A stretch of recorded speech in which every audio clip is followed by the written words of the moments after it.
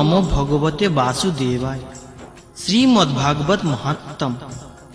আসুন ভক্তবৃন্দ, এখন আমরা শুরু করছি প্রথম অধ্যায়, দেবর্ষি নারদের ভক্তির সঙ্গে সাক্ষাৎকার। যিনি জগতের উৎপত্তি, স্থিতি ও লয়ের হেতু এবং আধ্যাত্মিক, আদি দৈবিক ও আদি ভৌতিক এই ত্রিতাপ বিনাশক, সেই সচ্চিদানন্দ স্বরূপ ভগবান শ্রীকৃষ্ণকে আমরা প্রণাম করি। বাসপুত্র সুখদেবের তখনও উপনয়ন সংস্কার হয়নি, অর্থাৎ তাঁর লৌকিক বৈদিক সমস্ত কর্মানুষ্ঠান বাকি। এমন অবস্থায় তিনি সন্ন্যাস গ্রহণের সংকল্প নিয়ে একাই গৃহত্যাগে উদ্যোগী হয়েছেন। তাই দেখে তাঁর পিতা ব্যাসদেব পুত্র বিরহে কাতর স্বরে বলে উঠলেন, পুত্র, তুমি কোথায় চলেছ? সেই সময় তন্ময় হওয়ার ফলে বৃক্ষরাজি সুখদেবের হয়ে উত্তর দিয়েছিল, এরূপ সর্বভূত হৃদয় স্বরূপ সুখদেব মুনিকে আমি প্রণাম করি। একদা ভগবত কথা সমৃত রাসা সাধন মুনিবর সৌনক নৈমিষার নক্ষত্রে বিরাজমান মহামতি সূত্রকে নমস্কার করে জিজ্ঞাসা করলেন। সৌনক বললেন, হে সূত, অজ্ঞান আধাকার দূরীকরণে আপনার জ্ঞান কোটি সূর্যের সমান প্রভাময়। আপনি আমাদের কর্ণের তৃপ্তি বিধানকারী অমৃত সম সার গর্ভ কথা বলুন। ভক্তি, জ্ঞান ও বৈরাগ্য দ্বারা লভ্য মহান বিবেকের বিকাশ কি করে হয় এবং বৈষ্ণবগণ সর্বপ্রকার মায়া মোহ থেকে নিজেদের কি করে মুক্ত করে। এই ঘোর কলিকালে জীব প্রায়শই আসুরি স্বভাব পেয়েছে। নানাবিধ ক্লেষ্টে ক্লিষ্ট এই জীবকে পরিশুদ্ধ করার সর্বশ্রেষ্ঠ উপায় কি? হে সূত, আপনি এমন কোনো শাশ্বত সাধন পথের সন্ধান দিন যা সর্বাপেক্ষা কল্যাণকারী এবং পবিত্রকর, আর যার দ্বারা ভগবান শ্রীকৃষ্ণকে পাওয়া যায়। চিন্তামণি কেবলমাত্র লৌকিক সুখী দিতে পারে, আর কল্পবৃক্ষ বড় জোর স্বর্গীয় সম্পদ আদি দিতে পারে। কিন্তু গুরুদেব প্রসন্ন হলে ভগবানের যোগী দুর্লভ নিত্য বৈকুণ্ঠ ধাম দিতে পারে।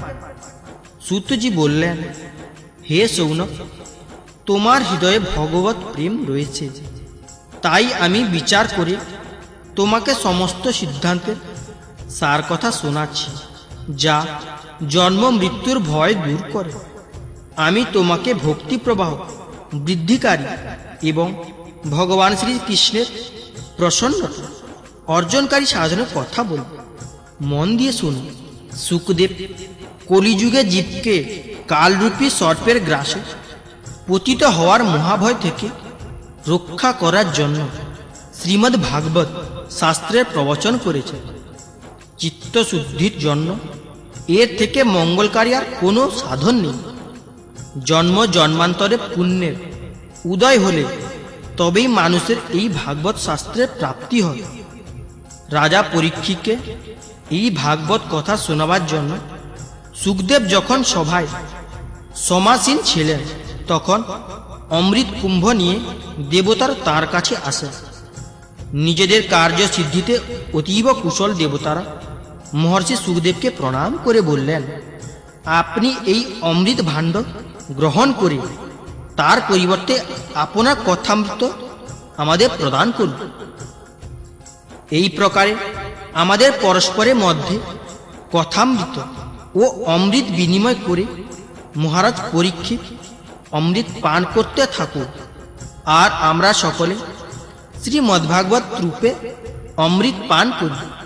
এই সংসারে কাঁচ আর মহামূল্য মণি যেমন, তেমনি কোথায় অমৃত আর কোথায় ভাগবত কথা। এইসব চিন্তা করে সুখদেব দেবতাদের কথা হেসে উড়িয়ে দিলেন। দেবতাদের ভক্তিহীন কথা শ্রবণে অনধিকারী বুঝতে পেরে সুখদেব তাদের কথামৃত দেন না। এই কারণে শ্রীমদ্ভাগবত কথা দেবতাদেরও দুর্লভ বলা হয়। পুরকালে শ্রীমদ্ভাগবত শ্রবণে মহারাজ পরীক্ষিতকে মোক্ষ লাভ করতে দেখে ব্রহ্মাও বিস্ময়িত হয়েছে। তিনি সত্য লোকের সকল প্রকার সাধনকে ওজনে বিচার করেছিলেন। ওজনে ভাগবতী তিনি নিজ মাহাত্ম্যে সব সাধন অপেক্ষা ভারী হয়, তা দেখে মুনি ঋষিরা সকলেই চমৎকৃত হন। তারা সিদ্ধান্ত করলেন যে কলিযুগে এই ভগৎ স্বরূপ ভাগবত শাস্ত্রেরই পাঠ এবং শ্রবণে তাৎক্ষণিক মোক্ষ প্রাপ্তি সম্ভব। সপ্তাহ বিধি অনুসারে শ্রবণে শ্রীমদ্ ভাগবত নিশ্চিত ভক্তি প্রদান করে। পুরাকালে দয়ালু সনকাদি ঋষিগণ দেবর্ষি নারদকে এই শাস্ত্র শ্রবণ করিয়েছিলেন। দেবর্ষি নারদ যদিও পূর্বেই ব্রহ্মার নিকট এই শাস্ত্র শ্রবণ করেন, তবুও সপ্তাহ শ্রবণের বিধি সনকাদি ঋষিগণই তাকে বলেছিলেন। সৌনক প্রশ্ন করলেন, সাংসারিক প্রপঞ্চ থেকে মুক্ত পরিব্রাজক নারদ মুনির সঙ্গে সনকাদির কোথায় সাক্ষাৎ হয়েছিল এবং বিধিসম্মত সপ্তাহনৈক শ্রবণে তিনি কি প্রকারে প্রীতি হয়েছিলেন? সুতজি বললেন, আমি তোমাকে এখন সেই ভক্তি মূলক কাহিনী শোনাচ্ছি, যে কাহিনী সুখদেব তাঁর শিষ্যদের মধ্যে যোগ্য বিবেচনায় আমাকে একান্তে শুনিয়েছিলেন। একদিক এই চারজন পবিত্র ঋষি সৎসঙ্গের জন্য বিশাল নগরীতে এসেছিলেন। তারা সেখানে নারদকে দেখতে পায়। সনকাদি ঋষিগণ প্রশ্ন করলেন, হে ব্রাহ্মণ, আপনাকে এত ব্যাকুল দেখাচ্ছে কেন? এত কি চিন্তা করছেন? এত দ্রুত চলছেনই বা কোথায়? আর আপনি এলেনই বা কোথা থেকে? হৃৎ সর্বস্ব ব্যক্তির মতো আপনাকে ব্যাকুল দেখাচ্ছে। আপনার মতো নিরাসক্ত পুরুষের পক্ষে এরকম ব্যাকুলতা শোভা পায় না। এর কারণ কি বলুন? নারদজি বললেন, পৃথিবীকে সর্বশ্রেষ্ঠ লোক মনে করে আমি এখানেই এসেছি। এখানকার পুষ্কর, প্রয়াগ, কাশী, গোদাবরী, নাসিক, হরিদ্বার, কুরুক্ষেত্র, শ্রীরঙ্গ এবং সেতুবন্ধ রামেশ্বরাদি তীর্থে তীর্থে ভ্রমণ করেছি, কিন্তু মনে শান্তি কোথাও পেলাম না। বর্তমানে অধর্মের সহায়ক কলিযুগ পৃথিবীকে ক্লিষ্ট করে রেখেছে। এখন এখানে সত্য, তপস্যা, শৌচ, অন্তর ও বাহিরে পবিত্রতা, দয়া, দান ইত্যাদি কিছুই নেই। হতভাগ্য জীবনগণ কেবল নিজ নিজ উদর পূর্তির চিন্তাতেই ব্যতিব্যস্ত। তারা অসভ্যভাষী, অলস, মন্দবুদ্ধি, ভাগ্যহীন ও উপদ্রবগ্রস্ত হয়ে পড়েছে। সাধু সন্ত যাদের বলা হয়, তারা সকলেই পাষাণ্ডাচার নিরত হয়ে গেছে। দেখতে বৈরাগী হলেও তারা স্ত্রী ধনাদি নির্বিকারে গ্রহণ করে। বাড়িতে স্ত্রী রাজত্ব, শালকগণী পরামর্শদাতা লোকেরা লোভে পড়ে কন্যা বিক্রয় করে এবং স্ত্রী পুরুষদের মধ্যে নিত্য কলহ। মহাত্মাদের আশ্রম, তীর্থ ও পবিত্র নদীগুলি বিধর্মীরা দখল করে রেখেছে। ওইসব দুর্বৃত্ত বহু দেবালয় ধ্বংস করেছে। বর্তমানে পৃথিবীতে না আছে কোনো যোগী, না কোনো সিদ্ধ পুরুষ, না আছে কোনো জ্ঞানী পুরুষ, না কোনো সৎ পরায়ণ মানুষ। যা কিছু সাধন সবই এই কলিযুগ দাবানলে ভস্মীভূত হয়ে গেছে। এই কলিযুগে প্রায় সকলেই অন্ন বিক্রয় করছে। ব্রাহ্মণেরা অর্থের বিনিময়ে বেদ শিক্ষা দিচ্ছে, আর স্ত্রী লোকেরা বেশ্যাবৃত্তি দ্বারা জীবিকা নির্বাহ করছে। এইভাবে কলির দোষ সকল দেখতে দেখতে পৃথিবী পরিব্রহণকালে আমি যমুনা তীরে ভগবান কৃষ্ণের লীলাভূমিতে উপস্থিত হই। হে মুনিগণ, শুনুন, সেখানে আমি এক আশ্চর্য ব্যাপার দেখলাম। এক যুবতী স্ত্রী বিষণ্ণ মনে বসেছিল। তার পাশে দুইজন অচেতন বৃদ্ধ পুরুষ দীর্ঘশ্বাস ফেলছিল। ওই স্ত্রীলোকটি কখনো তাদের শ্রদ্ধা করে জ্ঞান ফেরাবার চেষ্টা করছিল, আবার কখনো তাদের সামনে বসে কাঁদছিল। ওই অবস্থায় সে তার শরীরের রক্ষক পরমাত্মাকে 10 দিকে দর্শন করছিল। শত শত নারী তাকে ঘিরে দাঁড়িয়ে বাতাস করছিল আর প্রবোধ দিচ্ছিল। দূর থেকে এই ঘটনা দেখে কৌতূহলে বশবর্তী হয়ে আমি যুবতীর কাছে গেলাম। আমাকে দেখে সে উঠে দাঁড়ালো আর অত্যন্ত ব্যাকুল হয়ে বলতে লাগলো। যুবতীটি বলল, হে মহাত্মন, কৃপা করে ক্ষণকাল অবস্থান করুন এবং আমাকে দুর্ভাবনা থেকে মুক্ত করুন। আপনার দর্শনে মানুষের সব পাপ দূর হয়। আপনার উপদেশ বাক্যে আমার দুঃখেরও শান্তি হবে। বহু ভাগ্যে আপনার দর্শন পাওয়া যায়। নারদজি বললেন। আমি তখন সেই নারীকে জিজ্ঞাসা করলাম, দেবী, তুমি কে? এই পুরুষ দুজন তোমার কে হয়? আর তোমার চারপাশে এই যে সব কমল নয়না নারীরা রয়েছে, এরা কারা? তোমার দুঃখের কথা সবিস্তারে আমাকে বলো। যুবতীটি বলল, আমার নাম ভক্তি। এই পুরুষ দুজন আমার 2 ছেলে। জ্ঞান ও বৈরাগ্য কালের গতিতে সময়ের ফেরে এদের এমন জর্জরিত অবস্থা। এইসব দেবীগণ গঙ্গা আদি নদীবৃন্দ আমার সেবা করবার জন্যই এসেছে। এইরূপ সাক্ষাৎ দেবীগণের সেবা পেয়েও আমার মনে শান্তি নেই। হে তপোধন, দয়া করে ধৈর্য ধরে আমার কাহিনী শুনুন। আমার কাহিনী যদিও জগতে সুবিদিত, তবুও তা শুনে আপনি আমাকে শান্তি প্রদান করুন। আমি দ্রাবিড় দেশে উৎপন্ন হয়ে কর্ণাটকে বড় হয়েছি। মহারাষ্ট্রে কোথাও কোথাও আমি সম্মানিত হলেও গুজরাটে এসে আমি অশক্ত হয়ে পড়ি। সেখানে ঘোর কলিকারের প্রভাবে পাশকুগণ আমার সর্বাঙ্গ ভেঙে দিয়েছে। বহুকাল এই অবস্থায় থাকতে আমার ছেলেরাও দুর্বল ও নিস্তেজ হয়ে পড়েছে। এরপর বৃন্দাবনে পৌঁছে আমি পরম রূপবতী যুবতীতে পরিণত হয়েছি। কিন্তু এখানে শয়ান আমার 2 ছেলে পরিশ্রম বশত অত্যন্ত অবসন্ন হয়ে পড়েছে। আমি এখন এই স্থান পরিত্যাগ করে অন্যত্র যেতে চাই। এদের বৃদ্ধাবস্থা দেখে আমার দুঃখ হচ্ছে। আমি নিজে তরুণী, আর আমার পুত্র এরা 2 জন বুড়ো কেন? আমরা 3 জন একসাথে থাকি, কিন্তু এই বৈপরীত্য কেন? মা বৃদ্ধা হবে আর ছেলেরা তরুণ থাকবে, এমনটি তো হওয়া উচিত। এই পরিপ্রেক্ষিতে আমি আশ্চর্যিত হয়ে আমার এই দুর্ব্যবস্থার জন্য শোক করছি। আপনি পরম বুদ্ধিমান এবং যোগ নিধি, এর কারণ কি হতে পারে তা আমাকে বলুন।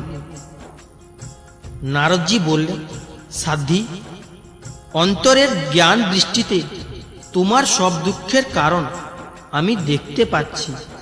তোমার দুঃখ করা উচিত নয়। ভগবান শ্রী হরি তোমার মঙ্গল করবে।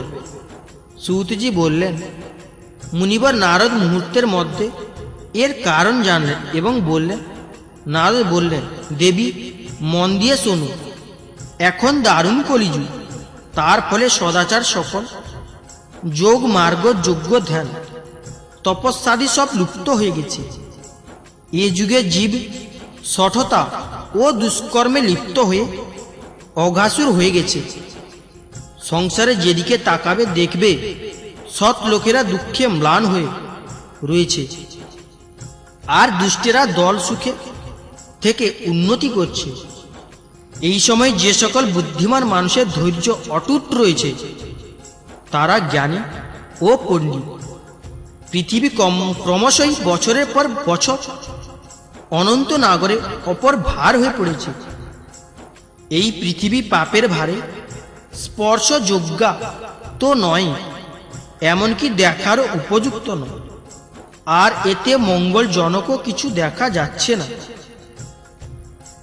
এখন সুপুত্র, তোমার প্রতি কেউ দৃষ্টিপাত করে না। বিষয়ানুরাগে অন্ধজীবে উপেক্ষিত হয়ে তুমি জর্জরিত হয়ে রয়েছে।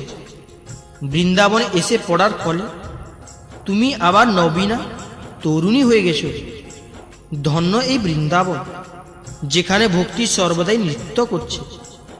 কিন্তু তোমার এই দুই ছেলের এখানে কোনো গুণগ্রাহী নেই, এই জন্য এদের বৃদ্ধাবস্থা দূর হচ্ছে না। এখানে এদের কিছু আত্মসুখ, ভগবৎ স্পর্শজনিত আনন্দ প্রাপ্তির ফলে যেন নিদ্রা ছন্দ বলে মনে হচ্ছে। ভক্তিদেবী বললেন, রাজা পরীক্ষিত এই পাপী কলিযুগকে থাকতে দিয়েছেন কেন? এর আসার ফলে তো সব জিনিসের সার কোথায় যেন হারিয়ে গেল। করুণাময় শ্রীহরি বা এইসব অনাচার কিভাবে সহ্য করছেন? হে মুনিবর, আমার এই সংশয় আপনি নিঃসরণ করুন। আপনার কথায় আমি বড়ই শান্তি পেয়েছি। নারদজি বললেন, হে সাধ্বী, তুমি জিজ্ঞাসায় যখন করলে তখন মন দিয়ে শুনুন। আমি তোমাকে সব খুলে বলবো, তাতে তোমার সব দুঃখ দূর হয়ে যাবে। ভগবান শ্রীকৃষ্ণ যেদিন এই মর্তলোক ছেড়ে নিজের পরমধামে চলে গেলেন, সেই দিন থেকে এই মর্তে সব রকম সাধন ভজনে বিঘ্ন সৃষ্টিকারী কলিযুগ প্রবেশ করেছে। দিগ্বিজয়ের সময় রাজা পরীক্ষিতের নজরে পড়লে কলিযুগ অতি দিনভাবে তার শরণ গ্রহণ করল। মৌমাছির মতো সারগ্রাহী রাজা ঠিক করলেন যে একে বধ করা আমার উচিত হবে না, কারণ যোগ সাধন, তপস্যা বা সমাধি দ্বারা যে ফল লাভ করা নয়, কলিযুগে সেই ফল অতি উত্তম রূপে কেবলমাত্র শ্রীহরি নাম কীর্তনের দ্বারাই লাভ করা যায়। এই রকম অসার হওয়া সত্ত্বেও শুধুমাত্র একটা দিকে সারযুক্ত হওয়াতে তিনি কলিযুগে জন্মগ্রহণ করা জীবের মঙ্গলের উদ্দেশ্যে তাকে আশ্রয় দিলেন। এই যুগে কুকর্মে প্রবৃত্ত হওয়ার ফলে মানুষের সব কিছুরই সার নষ্ট হয়ে গেছে এবং পৃথিবীর সব জিনিস বীজহীন তুষের মতো হয়ে গেছে। ব্রাহ্মণেরা কেবলমাত্র অন্ন ধনাদির লোভে ঘরে ঘরে গিয়ে জনে জনে ভাগবতী কথা শোনাচ্ছে। তার ফলে কথার সার বস্তি আর থাকছে না। তীর্থ সকলে নানা রকম অত্যন্ত ঘোর কর্মকারী নাস্তিক ও নারকী সব মানুষ বাস করছে। এর ফলে তীর্থ সকলে মাহাত্ম্য নষ্ট হয়ে যাচ্ছে। যাদের চিত্ত নিরন্তর কাম, ক্রোধ, অতিশয় লোভ এবং বিষয় তৃষ্ণায় তাপিত হচ্ছে, তারাও তপস্যার ভান করছে। এর ফলে তপস্যার সার ভাগ নষ্ট হয়ে গেছে। মনকে বশীভূত না করে লোভ, দম্ভ ও পাষণ্ডাচারে আশ্রয় নেওয়া এবং শাস্ত্রে অধ্যয়ন না করার ফলে ধ্যান যোগের ফল এমন দশা যে তারা নিজেদের স্ত্রীদের সাথে মহিষের মতো প্রতিক্রিয়া করছে। সন্তান উৎপাদনে তারা দক্ষ, মুক্তির সাধনে তারা সর্বতোভাবে অযোগ্য হয়ে উঠেছে। সম্প্রদায়গতভাবে প্রাপ্ত বৈষ্ণবের লক্ষণও কোথাও দেখা যায় না। এইভাবে সর্বত্রই সবকিছুর সারভাগ লুপ্ত হয়ে গেছে। যুগের এটিই স্বভাব, এতে কারো দোষ নেই। সেই জন্য ভগবান পুণ্ডরীকাক্ষ অত্যন্ত কাছে থাকা সত্ত্বেও সব সহ্য করছেন। সুতজি বললেন, হে সৌনক, দেবর্ষি নারদের এই সব কথা শুনে ভক্তি বড়ই বিস্মিত হল। তারপর তিনি যা বলেছিলেন তা শুনুন। ভক্তি বললেন, হে দেবর্ষি, আপনি ধন্য। আমার অতীব সৌভাগ্য যে আপনি এখানে এসেছেন। সংসারে সাধুর দর্শন সমস্ত সিদ্ধি লাভের পরম কারণ। আপনার উপদেশ কেবল একবার মাত্র গ্রহণ করে কয়াধু কুমার প্রহ্লাদ মায়াকে জয় করেছিল।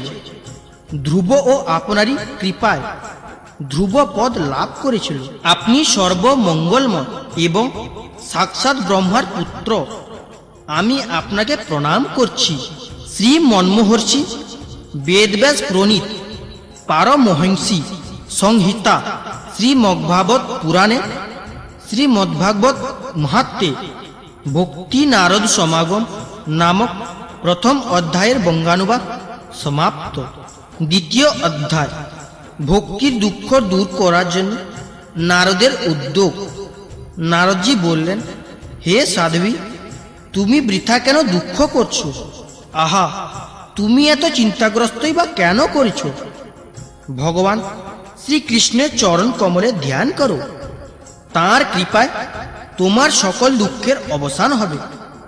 কৌরবদের অত্যাচার থেকে যিনি দ্রৌপদীকে রক্ষা করেছিলেন আর গোপনাঙ্গদের যিনি সাহচর্য দিয়ে আশ্রয় দিয়েছিলেন, সেই শ্রীকৃষ্ণ সত্যি তো কোথাও যাননি।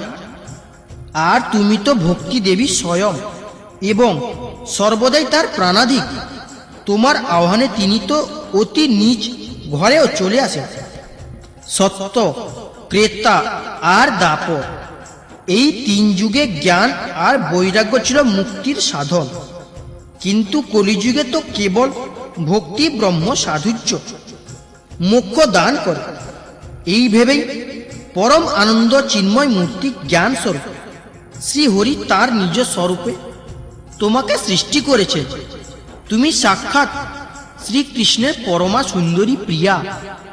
তুমি যখন একবার হাত জোড় করে প্রশ্ন করেছিলে যে আমি কি করব, তখন ভগবান তোমাকে এই নির্দেশই দিয়েছিলেন যে আমার ভক্তদের পোষণ করো। তুমি ভগবানের সেই আদেশ স্বীকার করেছিলে।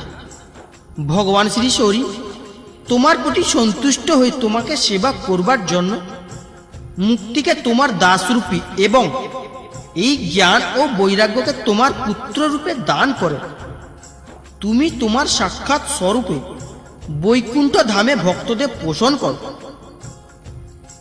মর্তলোকে তুমি তো ভক্তদের পোষণের জন্য কেবলমাত্র ছায়ারূপ ধারণ করে রয়েছ। সেই থেকে তুমি মুক্তি, জ্ঞান আর বৈরাগ্যকে সাথে নিয়ে পৃথিবীতে এসেছ এবং সত্য থেকে অসত্য দাপর পর্যন্ত খুবই আনন্দে ছিল। কলিযুগে তোমার দাসী মুক্তি ভণ্ডা মিরূপ রোগে আক্রান্ত হয়ে শীর্ণ হতে লাগল। সেই জন্য তোমারই আদেশে অতি সত্বর বৈকুণ্ঠ লোকে চলে গেল। এই লোকেও তোমার স্মরণ মাত্রে সে উপস্থিত হয় এবং আবার বৈকুণ্ঠ ধামে চলে যায়। কিন্তু এই জ্ঞান ও বৈরাগ্যকে নিজ পুত্র বোধে নিজের কাছেই রেখেছে। তবুও কলিযুগে এদের উপেক্ষা হওয়ার দরুন তোমার এই ছেলে দুটি উৎসাহহীন ও বৃদ্ধ হয়ে গেছে। কিন্তু তুমি চিন্তা করো না, আমি এদের নবজীবন লাভের উপায় চিন্তা করছি। হে সুমুদি, কলির মতো কোনো যুগ নেই। এই যুগে আমি প্রতিটি ঘরে, প্রতিটি মানুষের হৃদয়ে তোমাকে প্রতিষ্ঠিত করে দেব। দেখো, অন্য সব ধর্মকে দমন করে এবং ভক্তি বিষয়ক মহোৎসবের আদর বাড়িয়ে যদি আমি এই ভূমণ্ডলে তোমার প্রচার না করি, তো আমি শ্রী হরির দাস নই। এই কলিযুগে যে সকল জীব তোমার সঙ্গে যুক্ত থাকবে তারা পাপী হলেও নিঃসন্দেহে ভগবান শ্রীকৃষ্ণের অভয় ধাম প্রাপ্ত হবে।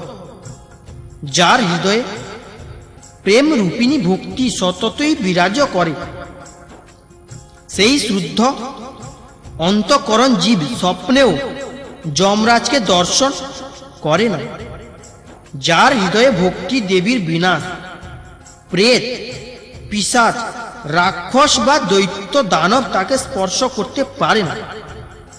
তপস্যা বেদোধ্যয়ন জ্ঞান ও বৈহিক কর্মাদি কখনো সাধনে ভগবান বশীভূত হন না, ইনি কেবল ভক্তিতেই বশীভূত হন। গোপাঙ্গ নারা এর প্রকৃষ্ট প্রণাম। সহস্র জন্মের পূর্ণ ফলে মানুষের ভক্তিতে অনুরাগ হয়। কলিযুগে কেবল ভক্তি, শুধু ভক্তির সার। ভক্তির টানে সাক্ষাৎ শ্রীকৃষ্ণ সামনে এসে দাঁড়ায়। ভক্তির প্রতি যে অবজ্ঞা করে, শত্রুতা করে, এই তিন লোকে তার কেবল দুঃখ আর দুঃখই প্রাপ্তি হয়। পুরাকালে ভক্তকে তিরস্কার করার জন্য দুর্বাসা মুনিকে অনেক কষ্ট পেতে হয়েছিল। ব্রত, তীর্থ, পর্যটন, যাগ, যজ্ঞ বা জ্ঞান চর্চা ইত্যাদি নানাবিধ সাধনে কোনো আবশ্যকই নেই, একমাত্র ভক্তি মুক্তিদায়ী। সুতজি বললেন, নারদ মুনির কাছে এইভাবে নিজের মাহাত্ম্য শুনে ভক্তি সর্বাঙ্গই পুষ্টি লাভ করল এবং তিনি নারদ মুনিকে বলতে লাগলেন। ভক্তি বললেন, হে নারদ মুনি, আপনি ধন্য, আমার উপরে আপনার নিশ্চলা প্রীতি রয়েছে। আমি সদাই আপনার হৃদয়ে থাকব, কখনো আপনাকে ছেড়ে যাব না। হে সাধু, আপনি অত্যন্ত কৃপাল, আপনি ক্ষণকাল মধ্যেই আমার সমস্ত দুঃখ দূর করে দিয়েছেন। কিন্তু আমার পুত্রদের অচেতনতা এখনো দূর হলো না। শীঘ্রই আপনি এদের চেতনা ফিরিয়ে দিন, এদের জাগিয়ে দিন। সুতজি বললেন, ভক্তির এই কথা শুনে নারদের বড়ই করুণা হলো এবং তিনি হাত দিয়ে তাদের অঙ্গ মর্দন করে জাগাবার চেষ্টা করলেন। তাদের কানের কাছে মুখ নিয়ে অতি উচ্চস্বরে বললেন, আরে জ্ঞান, তাড়াতাড়ি জেগে ওঠো। ওহে বৈরাগ্য, তাড়াতাড়ি জেগে ওঠো। আবার বেদ ধ্বনি, বেদান্ত বাক্য উচ্চারণ এবং বারবার গীতা পাঠ করে তিনি তাদের জাগালেন। ফলে তারা কোনো প্রকারে নিজেদের যথাসাধ্য শক্তিতে উঠে দাঁড়ালো, কিন্তু আলস্য বশত হাই তুলে লাগলো, চোখ খুলতে পারল না। তাদের চুলগুলো বকের পালকের মতো সাদা হয়ে গিয়েছিল। তাদের অঙ্গ প্রত্যঙ্গ শুকনো কাঠের মতো নিস্তেজ ও শক্ত হয়ে গিয়েছিল। এই রকম ক্ষুধা তৃষ্ণায় অত্যন্ত দুর্বল অবস্থায় তাদের আবার ঘুমোতে দেখে নারদের বড়ই চিন্তা হল এবং মনে মনে ভাবলেন, এখন আমি কি করি? এদের এই নিদ্রা এবং তার চাইতেও গুরুতর বৃদ্ধাবস্থা কি করে দূর করি? হে সৌনক, এইরকম চিন্তা করতে করতে তিনি ভগবান গোবিন্দকে স্মরণ করতে লাগলেন। এমন সময় দৈববাণী হলো যে, হে মুনি, দুঃখ করো না, তোমার এই উদ্যোগ নিঃসন্দেহে সফল হবে। হে দেবর্ষি, এর জন্য তুমি একটা সৎকর্মের অনুষ্ঠান করো। সেই কর্মের কথা সন্ত শিরোমণি সাধুরা বলে দেবে। সেই সৎকর্মের অনুষ্ঠান করলেই এদের নিদ্রা এবং বৃদ্ধাবস্থা তৎক্ষণাৎ দূর হয়ে সর্বত্র ভক্তির প্রচার হবে। সেখানে সকলেই দৈব বাণী শুনতে পেলেন। নারদ খুবই অবাক হলেন এবং বললেন, আমি তো ব্যাপারটা কিছু বুঝতে পারছি না। নারদ মুনি বললেন, এই দৈব বাণীও গুহ্যভাবে কথা বলেছে। এই বাণী বলেন যে কোনো সেই সাধন যার দ্বারা এই কার্য সিদ্ধি হবে, কে জানে কোথায় সেই সাধু পাওয়া যাবে আর কিভাবে বা তারা সেই সাধন দান করবে। দৈববাণী যা বলল সেই মতো আমারই বা এখন কি কর্তব্য? সুতজি বললেন, হে সৌনক, নারদমুনি তখন জ্ঞান ও বৈরাগ্যকে ওখানে রেখে প্রস্থান করলেন এবং তীর্থে তীর্থে গিয়ে এবং পথের মধ্যেও মুনীশ্বরের সাথে দেখা করে সেই সাধনের ব্যাপারটা জিজ্ঞাসা করতে লাগলেন। তার সেই প্রশ্ন শুনলেই সকলেই শুনলেন, কিন্তু কেউই কোনো সদুত্তর দিতে পারলেন না। কেউ বললেন অসাধ্য, কেউ বললেন এর সঠিক বিবরণ অতি দুঃসাধ্য। কেউ কেউ শুনে চুপ করে রইলেন, আবার কেউ কেউ নিজের অজ্ঞতা প্রকাশের ভয়ে এদিক ওদিক করে পাশ কাটিয়ে গেলেন। ত্রিভুবনে মহা আশ্চর্যজনক হাহাকার পড়ে গেল।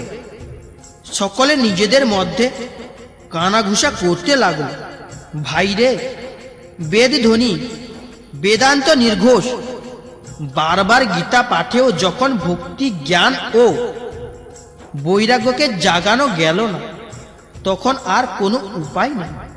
স্বয়ং যোগীরাজ নারদ পর্যন্ত যা জানেন না, অন্য কোনো সংসারী লোক সে ব্যাপার কিভাবে বলবে? এইভাবে যে সে ঋষির কাছে এ ব্যাপারে জিজ্ঞাসা করা হলো। তারা বিবেচনা করে বললেন যে এই প্রশ্নের উত্তর বড়ই দুঃসাধ্য। নারদ তখন অত্যন্ত চিন্তাগ্রস্ত হয়ে বদ্রিকা বনে এলেন। জ্ঞান ও বৈরাগ্যকে জাগাবার জন্য সেখানে বসে তিনি সিদ্ধান্ত করলেন যে আমি তপস্যা করব। সেই সময় তিনি কোটি সূর্যের সমান তেজময় সনকাদি মুনি ঋষ্যেশ্বর তাঁর সামনে দেখতে পেলেন। তাদের দেখে মুনিশ্রেষ্ঠ নারদজি বললেন, হে মহাত্মগণ, আজ বহু ভাগ্যের ফলে আপনাদের সাথে আমার মিলন হল। দয়া করে আপনারা আমাকে সেই সাধন শীঘ্রই বলুন। আপনারা সকলে মহাযোগী, বুদ্ধিমান আর বিদ্বান। দেখতে আপনারা 5 বছরের বালকের মতো, কিন্তু আপনারা পূর্বপুরুষদেরও পূর্বজ। আপনারা সর্বদাই বৈকুণ্ঠ ধামে বাস করেন। নিরন্তর হরি গুণগানে মগ্ন থেকে শ্রী ভগবত লীলারস আস্বাদন করে সর্বদা তাতেই মত্ত রয়েছেন। আর একমাত্র ভগবত কথাই আপনাদের জীবনের আধার। হরি শরণম, ভগবানই আমার রক্ষক, এই বাক্য মন্ত্র সর্বদাই আমাদের মুখে রয়েছে। আর তার ফলে কাল প্রেরিত জরাও আপনাদের স্পর্শ করতে পারে না। পুরাকালে আপনাদের ভ্রুকুটি মাত্রে ভগবান বিষ্ণু দ্বারপাল জয় আর বিজয় মুহূর্তের মধ্যে বৈকুণ্ঠ থেকে মর্তে পতিত হয়। আবার আপনাদেরই কৃপা তারা বৈকুণ্ঠ ধাম পুনঃপ্রাপ্ত হয়। অহো ধন্য আমি, অসীম সৌভাগ্যের ফলে আজ আপনাদের দর্শন হল। আমি অতীব দীন আর আপনারা স্বভাবই দয়ালু, অতএব আমার ওপর আপনাদের অবশ্যই কৃপা করা উচিত। দৈব বাণী যে কথা বলেছেন সেই সাধনটি কিভাবে বা সেটি অনুষ্ঠান করব, আপনারা সবিস্তারে আমাকে তা বলুন। ভক্তি, জ্ঞান ও বৈরাগ্য এদের সুখ কিভাবে লাভ হবে, আর কিভাবে সমস্ত বর্ণের মধ্যে প্রীতি ও যত্নের সঙ্গে এদের প্রতিষ্ঠা করা যায়। সনকাদি কুমারগণ বললেন, দেবর্ষি, আপনি চিন্তা করবেন না, মনে আনন্দ রাখুন। এদের উদ্ধারে একটা অতি সহজ উপায় আগের থেকেই বিদ্যমান রয়েছে। হে নারদ, আপনি ধন্য, আপনি বৈরাগীদের মধ্যে শ্রেষ্ঠতম এবং শ্রীকৃষ্ণের দাসগণের শাশ্বত পথ প্রদর্শক এবং ভক্তি যোগের ভাস্কর। আপনি ভক্তির জন্য যে উদ্যোগ করেছেন তা আপনার পক্ষে কোনো আশ্চর্য ব্যাপার নয়। ভগবত ভক্তদের সদাই ভক্তির স্থাপনা তো করাই উচিত। মুনি ঋষিরা সংসারে অনেক রকম সাধন মার্গ প্রকটিত করেছেন, কিন্তু সেই সব মার্গই কষ্টসাধ্য এবং পরিণামে তারা প্রায় স্বর্গপ্রাপ্তিই করায়। ভগবানকে পাওয়া যে সাধন তা আজ পর্যন্ত গুপ্তই থেকে গেছে। তার উপদেষ্টা পুরুষ তো অতি সৌভাগ্যের, ফলেই কদাচিৎ পাওয়া যায়। দৈববাণী আপনাকে যে সৎকর্মে ইঙ্গিত দিয়েছেন, আমরা আপনাকে তা বলছি। আপনি প্রসন্ন মনে একাগ্র চিত্তে শুনুন। হে নারদ, দ্রব্যযজ্ঞ, তপযজ্ঞ, যোগযজ্ঞ এবং সাধারণ জ্ঞানযজ্ঞ এ সবই তো কেবল স্বর্গাদি লাভের কর্মের ইঙ্গিত বহন করে। পণ্ডিতগণ জ্ঞানযজ্ঞকেই সৎকর্মের মুক্তিদায়ক কর্মের সূচক বলে মনে করেন। সেই কর্ম হল শ্রীমদ্ ভাগবত পরায়ণ, নিয়মিত সময়ের মধ্যে গ্রন্থ পাঠ সমাপ্তি, যার কীর্তন সুখদেবাদি মহানুভবেরা করেছেন। শ্রীমদ্ভাগবত শব্দ কানে গেলেই ভক্তি, জ্ঞান ও বৈরাগ্যের কষ্ট দূর হবে এবং ভক্তির আনন্দ হবে। সিংহের গর্জন শুনলে যেমন নেকড়ে বাঘেরা পালা, তেমনি শ্রী ভাগবতের ধ্বনিতে কলিযুগের সমস্ত দোষ নষ্ট হয়ে যাবে। তখন প্রেম রস প্রবাহিনী ভক্তি আর দুই ছেলে জ্ঞান ও বৈরাগ্যকে সঙ্গে নিয়ে প্রতিটি গৃহে, প্রতিটি মানুষের হৃদয়ে ক্রীড়া করবেন। নারদ বললেন, বেদ বেদান্তের ধ্বনি এবং গীতা পাঠ করে আমি তাদের জাগাবার অনেক চেষ্টা করেছি, কিন্তু তবুও ভক্তি, জ্ঞান ও বৈরাগ্য এই তিনজন জাগেননি। এই অবস্থায় শ্রীমদ্ভাগবত শোনালে এরা কি করে জাগবে? কারণ ওই ভাগবত কথার প্রতি শ্লোকে এবং প্রত্যেক পদেই সেই বেদেরই তো সারাংশ রয়েছে। আপনারা শরণাগত বৎসল এবং আপনাদের দর্শন কখনো ব্যর্থ হয় না। সেই জন্য আমার এই সন্দেহ আপনারা দূর করে নিন, দেরি করবেন না। শনকাদি কুমারগণ বললেন, শ্রীমদ্ভাগবতের কথা বেদ ও উপনিষদের সারাংশ নিয়েই তৈরি, সুতরাং বেদ থেকে আলাদা এবং তার ফলস্বরূপ হওয়াতে শ্রীমদ্ভাগবত অতি উত্তম বলে মনে করা হয়। গাছের শিকড় থেকে শুরু করে শাখা প্রশাখা পর্যন্ত যেমন রসে সিক্ত থাকে, কিন্তু সেই অবস্থায় ওই রস আস্বাদন করা যায় না। সেই রসই বৃক্ষের ফলরূপে পরিণত হলে সংসারে সকলের কাছে প্রিয় হয়। দুধের মধ্যে ঘি তো থাকে, কিন্তু দুধের মধ্যে তারা আলাদা স্বাদ পাওয়া যায় না। দুধ থেকে পৃথক হয়ে যখন ঘি উৎপন্ন হয়, তখনই তা দেবতাদের ও স্বাদবর্ধক হয়ে যায়। চিনি আখের সর্বত্র ছড়িয়ে থাকে, কিন্তু আখ থেকে পৃথক করে প্রস্তুত চিনির স্বাদ খুবই বিশেষ ধরনের হয়। এই রকমই হল ভাগবত কথা। এই ভাগবত পুরাণ বেদের সময় ভক্তি, জ্ঞান ও বৈরাগ্যের প্রতিষ্ঠার জন্যই শ্রী মনমোহর্ষি বেদব্যাস এটি প্রকাশিত করেছেন। পুরাকালে এক সময় যখন বেদ বেদান্ত পারঙ্গম এবং গীতার মতো গ্রন্থের রচয়িতা ভগবান ব্যাসদেব দুঃখিত অন্তরে অজ্ঞান সমুদ্রে নিমগ্ন ছিলেন, সেই সময় আপনি তাকে 4টি শ্লোকে এর উপদেশ দিয়েছিলেন। সেই উপদেশ শুনেই তার সমস্ত দুশ্চিন্তা দূর হয়ে যায়। সুতরাং এতে আপনার অবাক লাগছে কেন? আর আপনি প্রশ্ন করছেন কেন? শোক ও দুঃখ বিনাশকারী শ্রীমদ্ভাগবত পুরাণী আপনার পক্ষে তাদের শোনানো উচিত। নারদজি বললেন, হে মহানুভব, আপনাদের দর্শন জীবের সমস্ত পাপ তৎক্ষণাৎ দূর করে এবং সংসার দুঃখরূপ দাবানলে তাপিত ব্যক্তির ওপর শীঘ্রই শান্তি বাড়ি বর্ষণ করে। অনন্ত নাগের সহস্র মুখ নিঃসৃত ভগবত কথামৃত গানই আপনারা নিরন্তর পান করেন। প্রেম লক্ষণ ভক্তির প্রকাশের উদ্দেশ্য নিয়ে আমি আপনাদের শ্রবণ গ্রহণ করছি। বহু জন্মের অর্জিত পুণ্যের উদয় হলে মানুষের যখন সৎসঙ্গ লাভ হয় তখন তার অজ্ঞানজনিত মোহ ও মদ গর্ব রূপ অন্ধকার নাশ হয়ে বিবেক জাগ্রত হয়।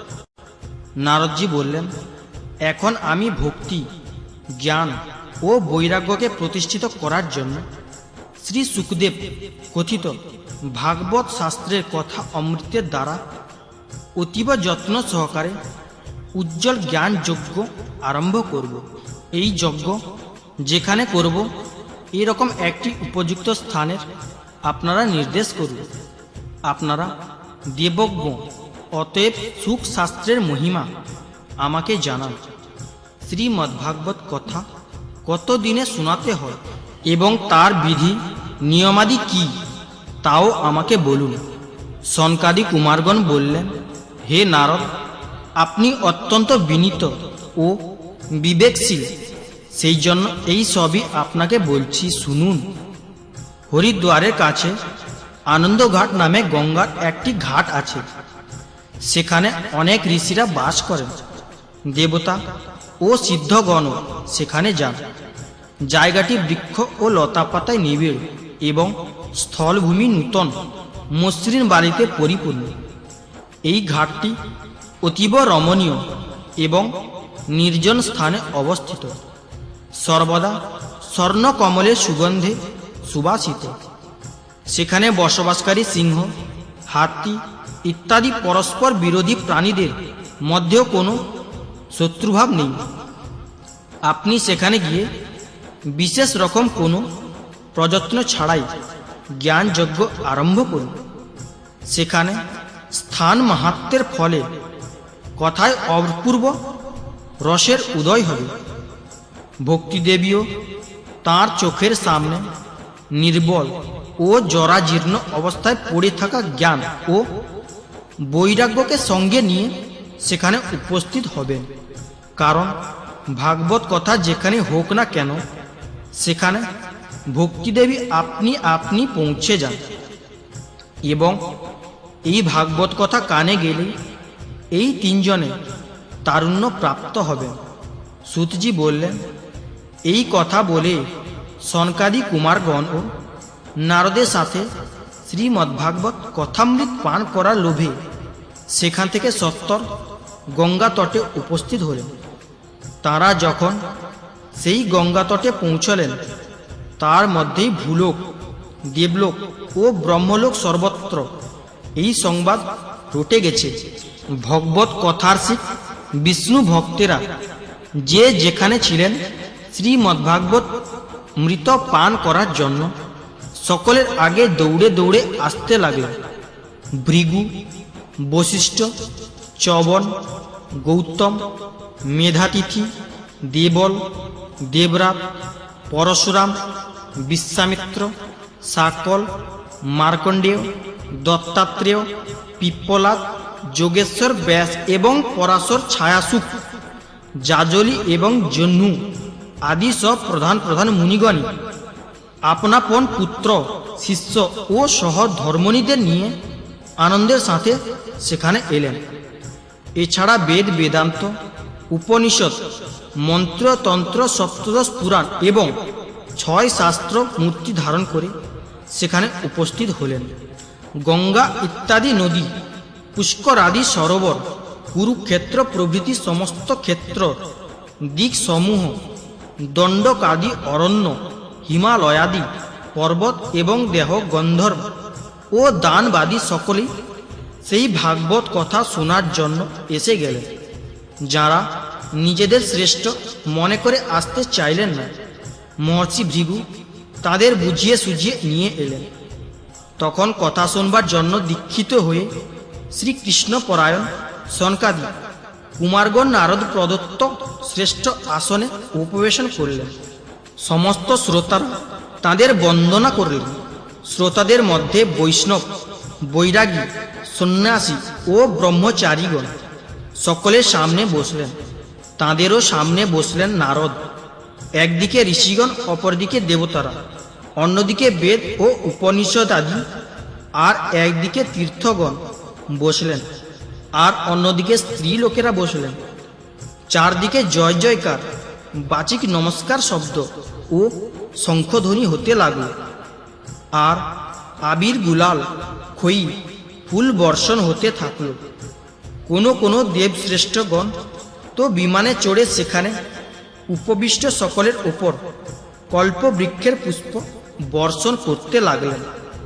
সুতজি বললেন, এইভাবে পূজা ও সম্মান আদি প্রদর্শন পর্ব শেষ হলে যখন সকলে একাগ্র চিত্ত হলেন, তখন সনকাদি ঋষিগণ মাহাত্ম্য নারদকে শ্রীমদ্ভাগবতের মাহাত্ম্য বিশদভাবে শোনাতে লাগলেন।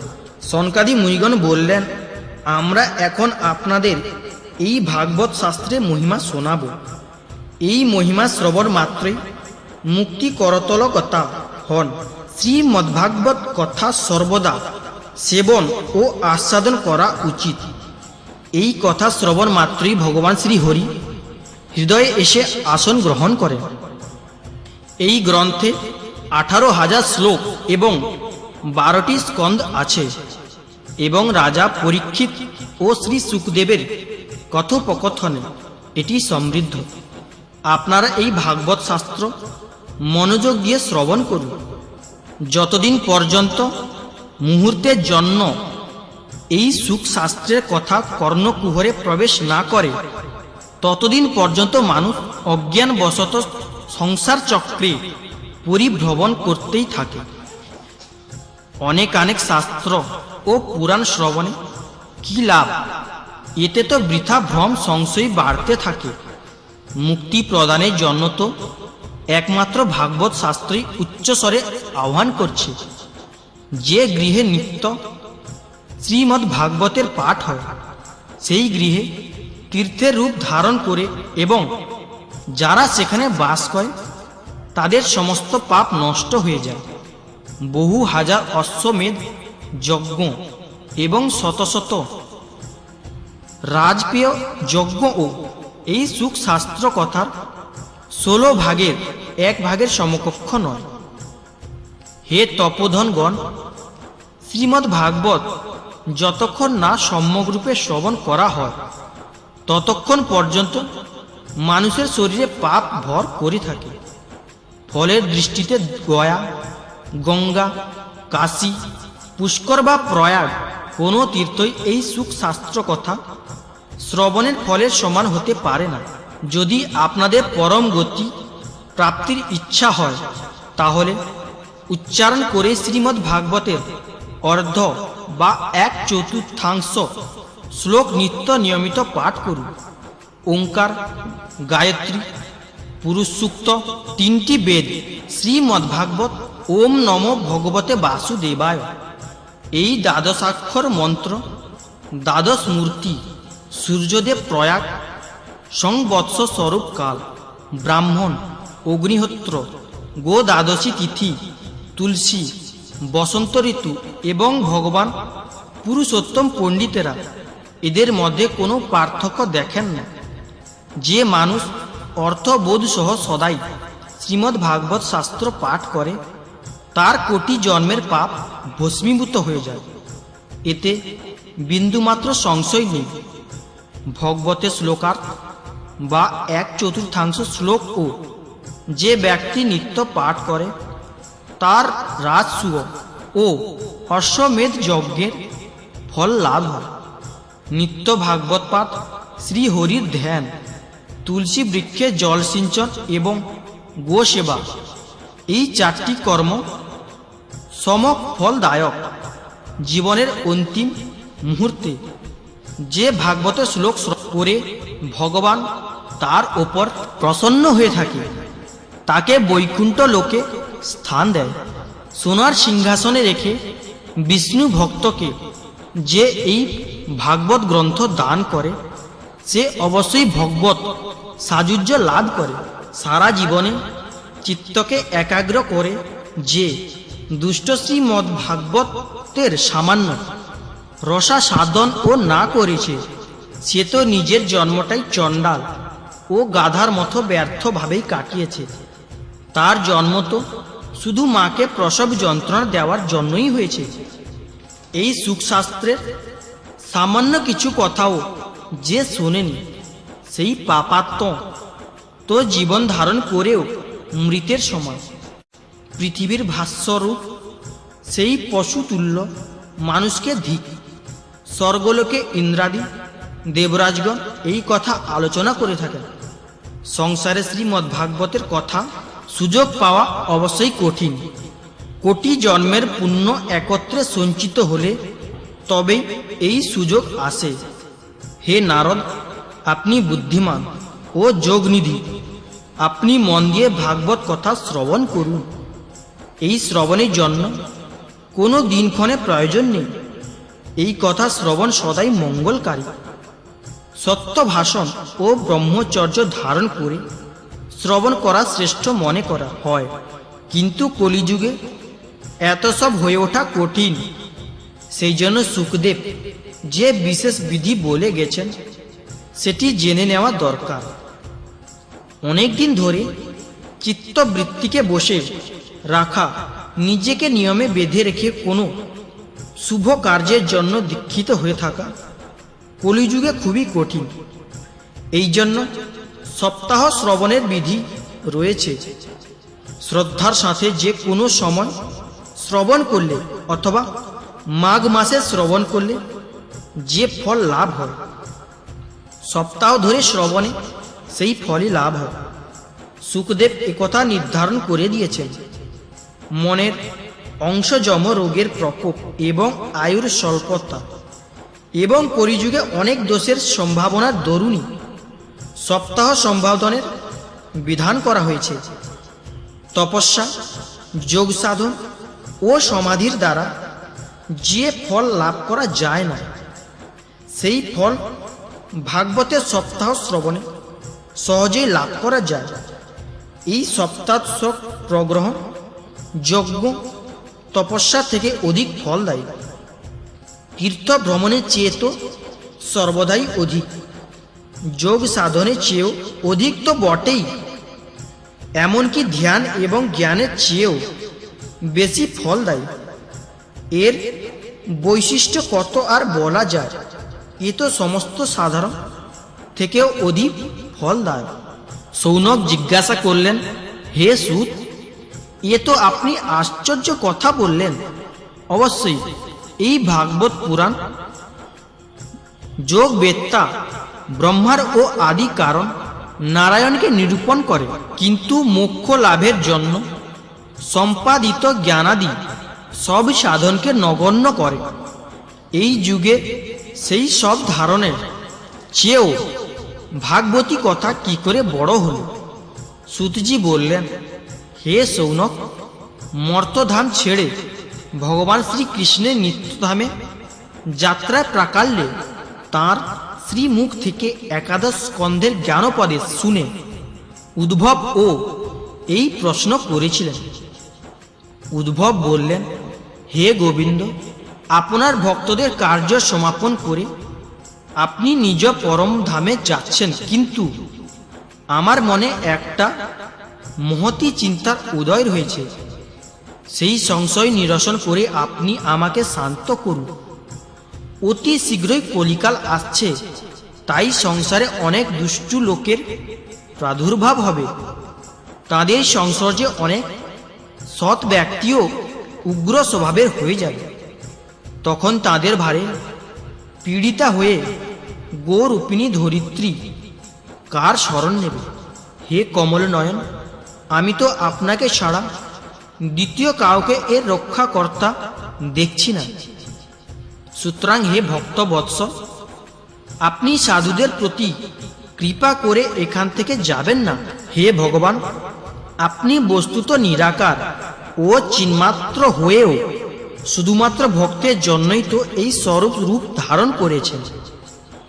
তাহলে আপনার বিয়োগে এই ভক্তজন পৃথিবীতে কি করে বাস করবে? নির্গুণ উপাসনা তো বড়ই কষ্টকর ব্যাপার।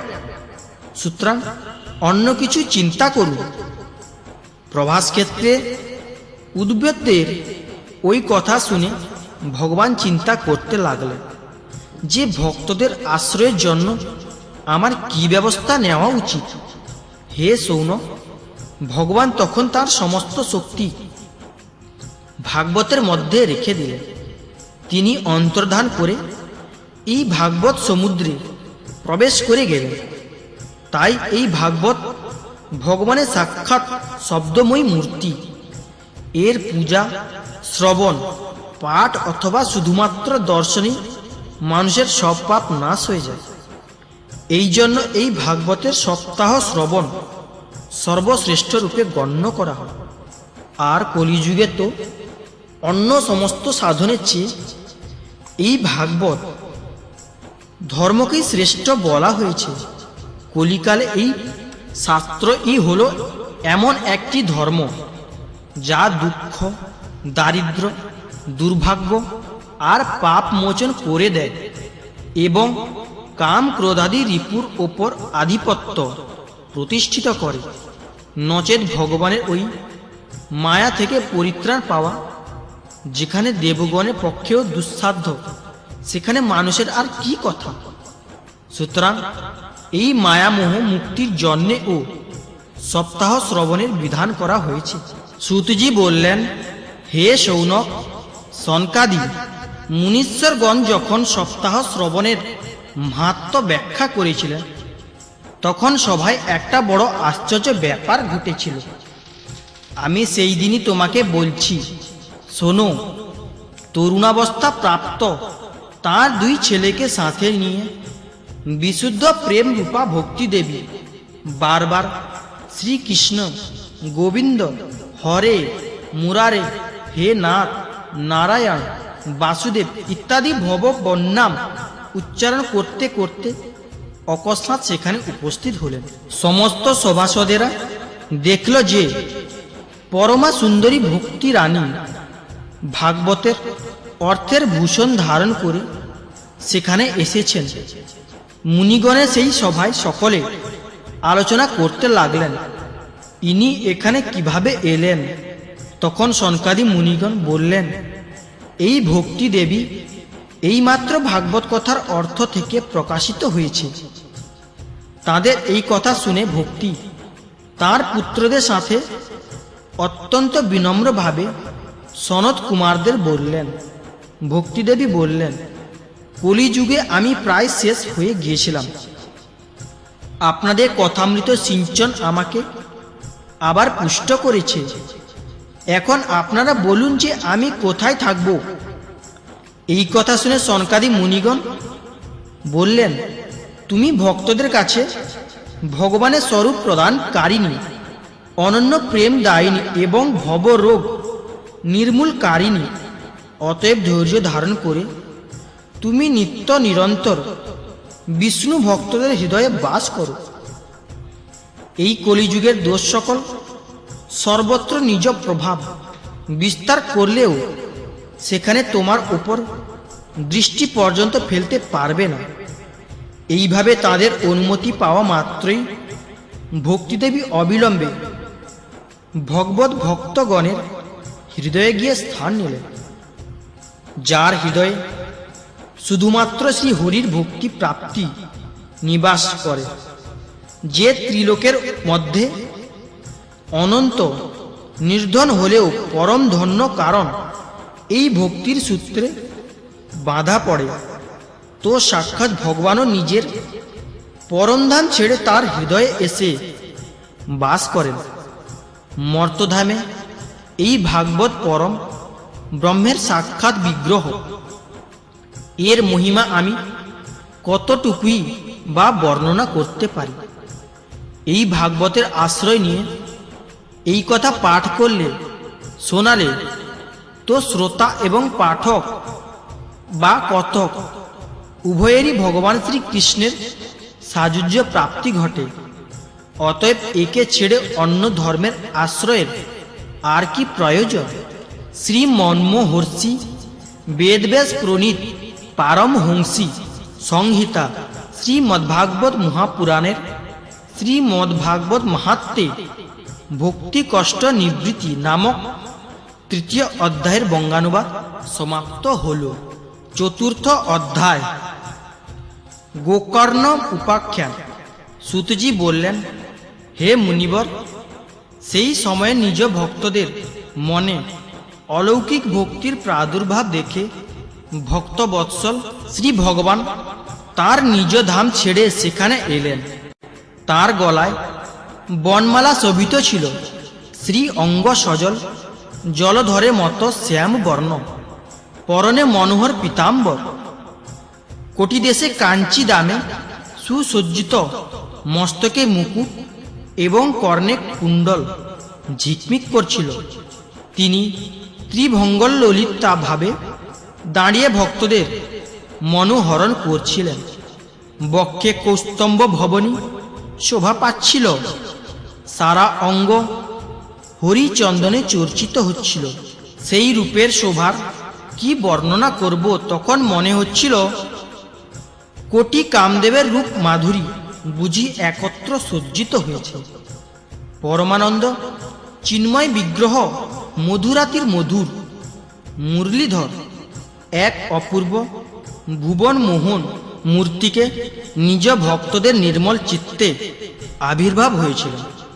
ভগবানের নিত্য লোক নিবাসী লীলা সহচর উদ্ধবাদী অদৃশ্যভাবে সেই ভাগবত কথা শ্রবণের জন্য সেখানে উপস্থিত হয়েছিলেন। প্রভু আবির্ভূত হওয়া মাত্রই চারদিকে জয় হোক ধ্বনি উত্থিত হতে লাগল। সেই সময় ভক্তিরসের অদ্ভুত প্রবাহ বইতে লাগল। বারবার আবির, গুলাল এবং পুষ্প বর্ষণ আর শঙ্খধ্বনি হচ্ছিল।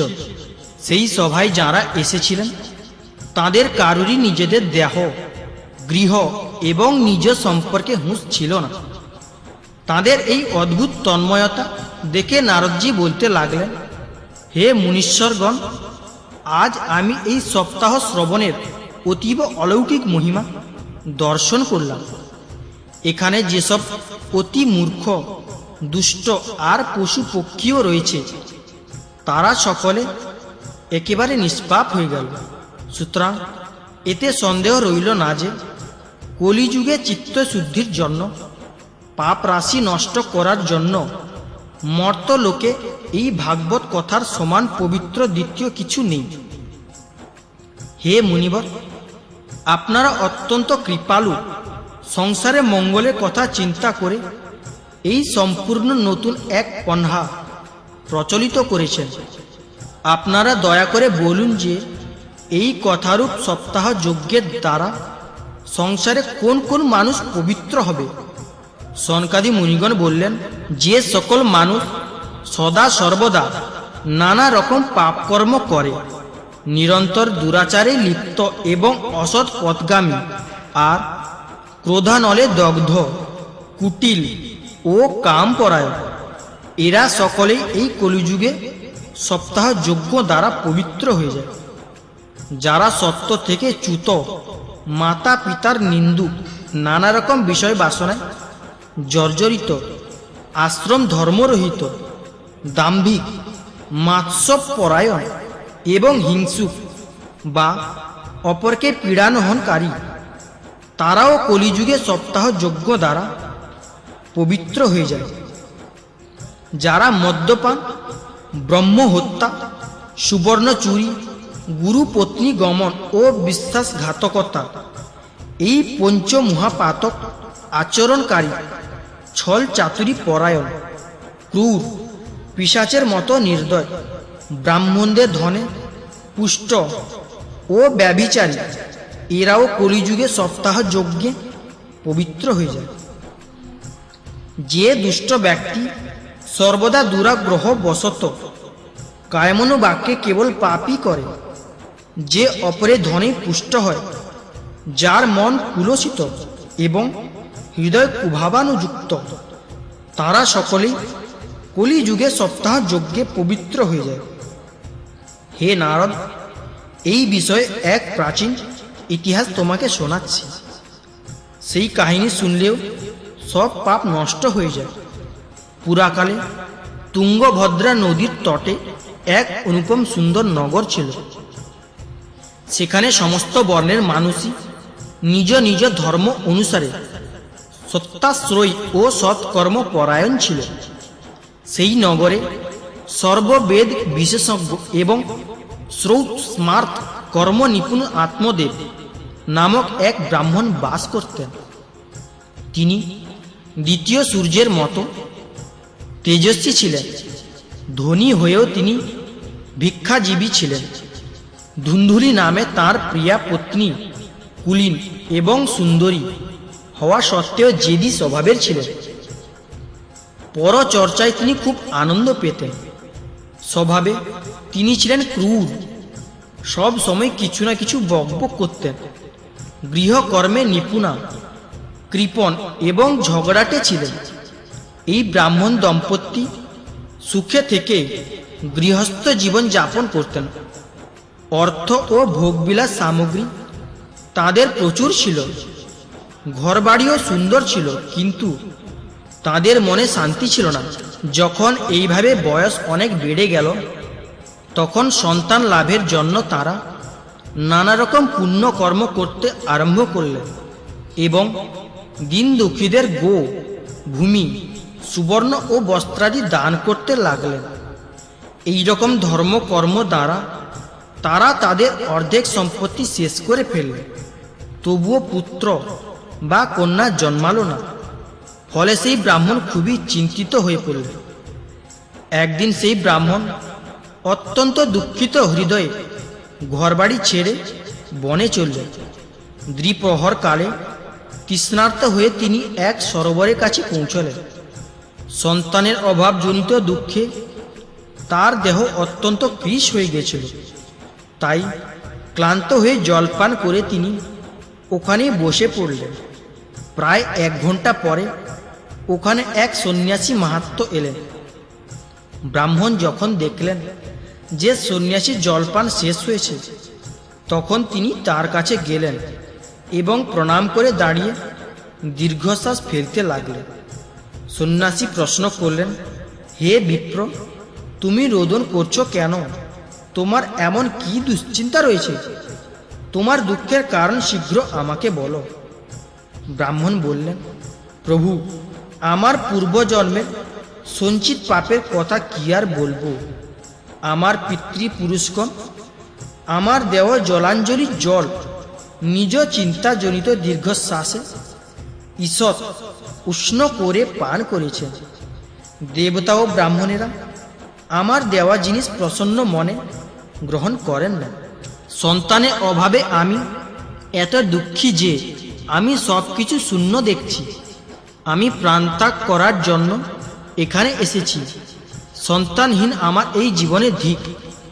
সন্তানহীন গৃহকে ধিক, সন্তানহীন ধনে ধিক, নিঃসন্তান বংশকে ও ধিক। আমি যেই গাভী পালন করছি সেটিও সর্বদা বন্ধা হয়ে যাচ্ছে। যে গাছ লাগাই তাতেও ফুল ফল আসে না। আমার বাড়িতে যে ফল আনা হয় তাও শীঘ্র পচে যায়। আমার মতো অভাগা ও পুত্রহীনের এই জীবন কোনো কাজে লাগবে? এই কথা বলে সেই ব্রাহ্মণ দুঃখে ব্যাকুল হয়ে সন্ন্যাসী মাহাত্মার কাছে উচ্চস্বরে কাঁদতে লাগলেন। সন্ন্যাসীর হৃদয়ে বড়ই করুণাকর উদ্বেগ হল। তিনি যোগনিষ্ঠ ছিলেন। ব্রাহ্মণের ললাট রেখা দেখে তিনি সবই জানতে পারলেন এবং বিস্মৃতভাবে সব বলতে লাগলেন। সন্ন্যাসী বললেন, হে বিপ্র, পুত্র লাভের এই মোহ তুমি ত্যাগ করো। কর্মের গতি অতি প্রবল। বিবেকের আশ্রয় নিয়ে সংসারের বাসনা ত্যাগ করো। হে বিপ্রবর, শোনো, তোমার প্রারব্ধ ভাগ্য দেখে বোঝা যাচ্ছে যে আগামী 7 জন্ম পর্যন্ত কোনো রকমই তোমার কোনো সন্তান হবে না। পুরাকালে রাজা সগর এবং অঙ্গকেও সন্তানজনিত দুঃখ ভোগ করতে হয়েছিল। হে ব্রাহ্মণ, তুমি এখন বংশ রক্ষার আশা পরিত্যাগ করো। সন্ন্যাসেই সব রকম সুখ বিদ্যমান আছে। ব্রাহ্মণ বললেন, হে মহাত্মা, বিবেক দিয়ে আমার কি হবে? আপনার যোগ বলে আপনি আমাকে পুত্র দান করুন।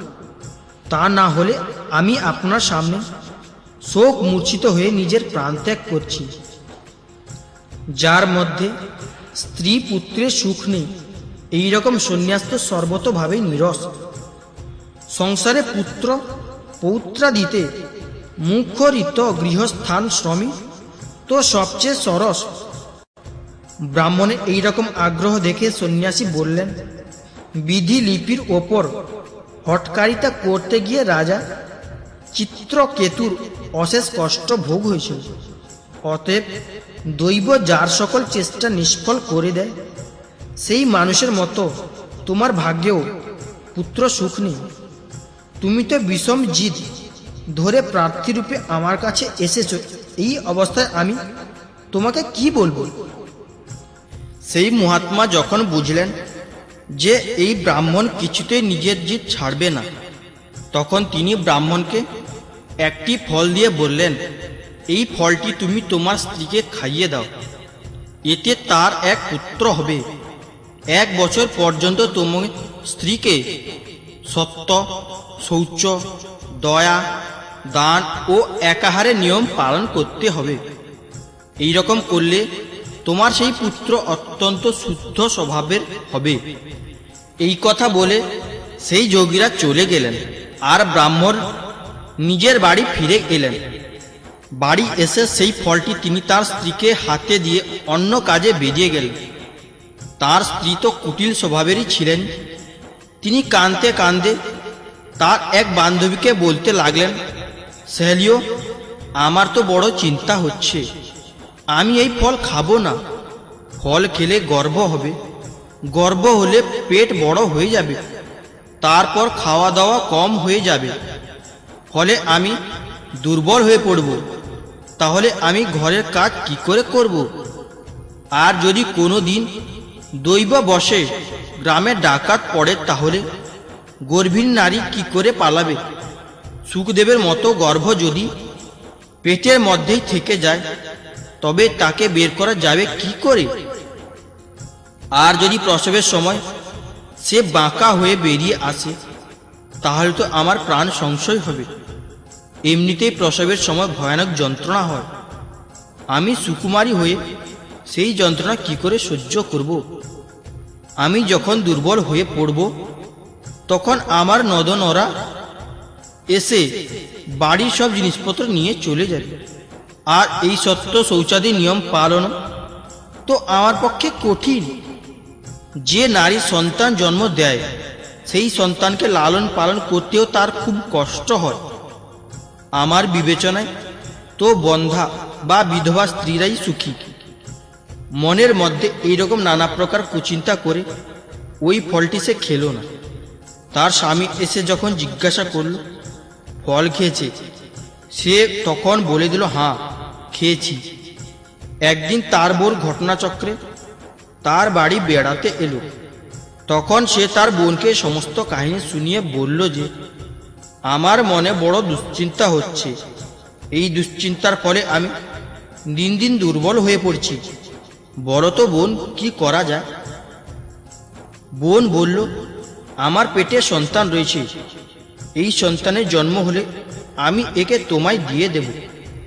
ততদিন পর্যন্ত গর্ভবতীর মতো গুপ্তভাবে সুখে বাস করতে থাকো। তুমি আমার স্বামীকে কিছু টাকা পয়সা দিয়ে দাও, সে তোমাকে তার ছেলে দান করে দেবে।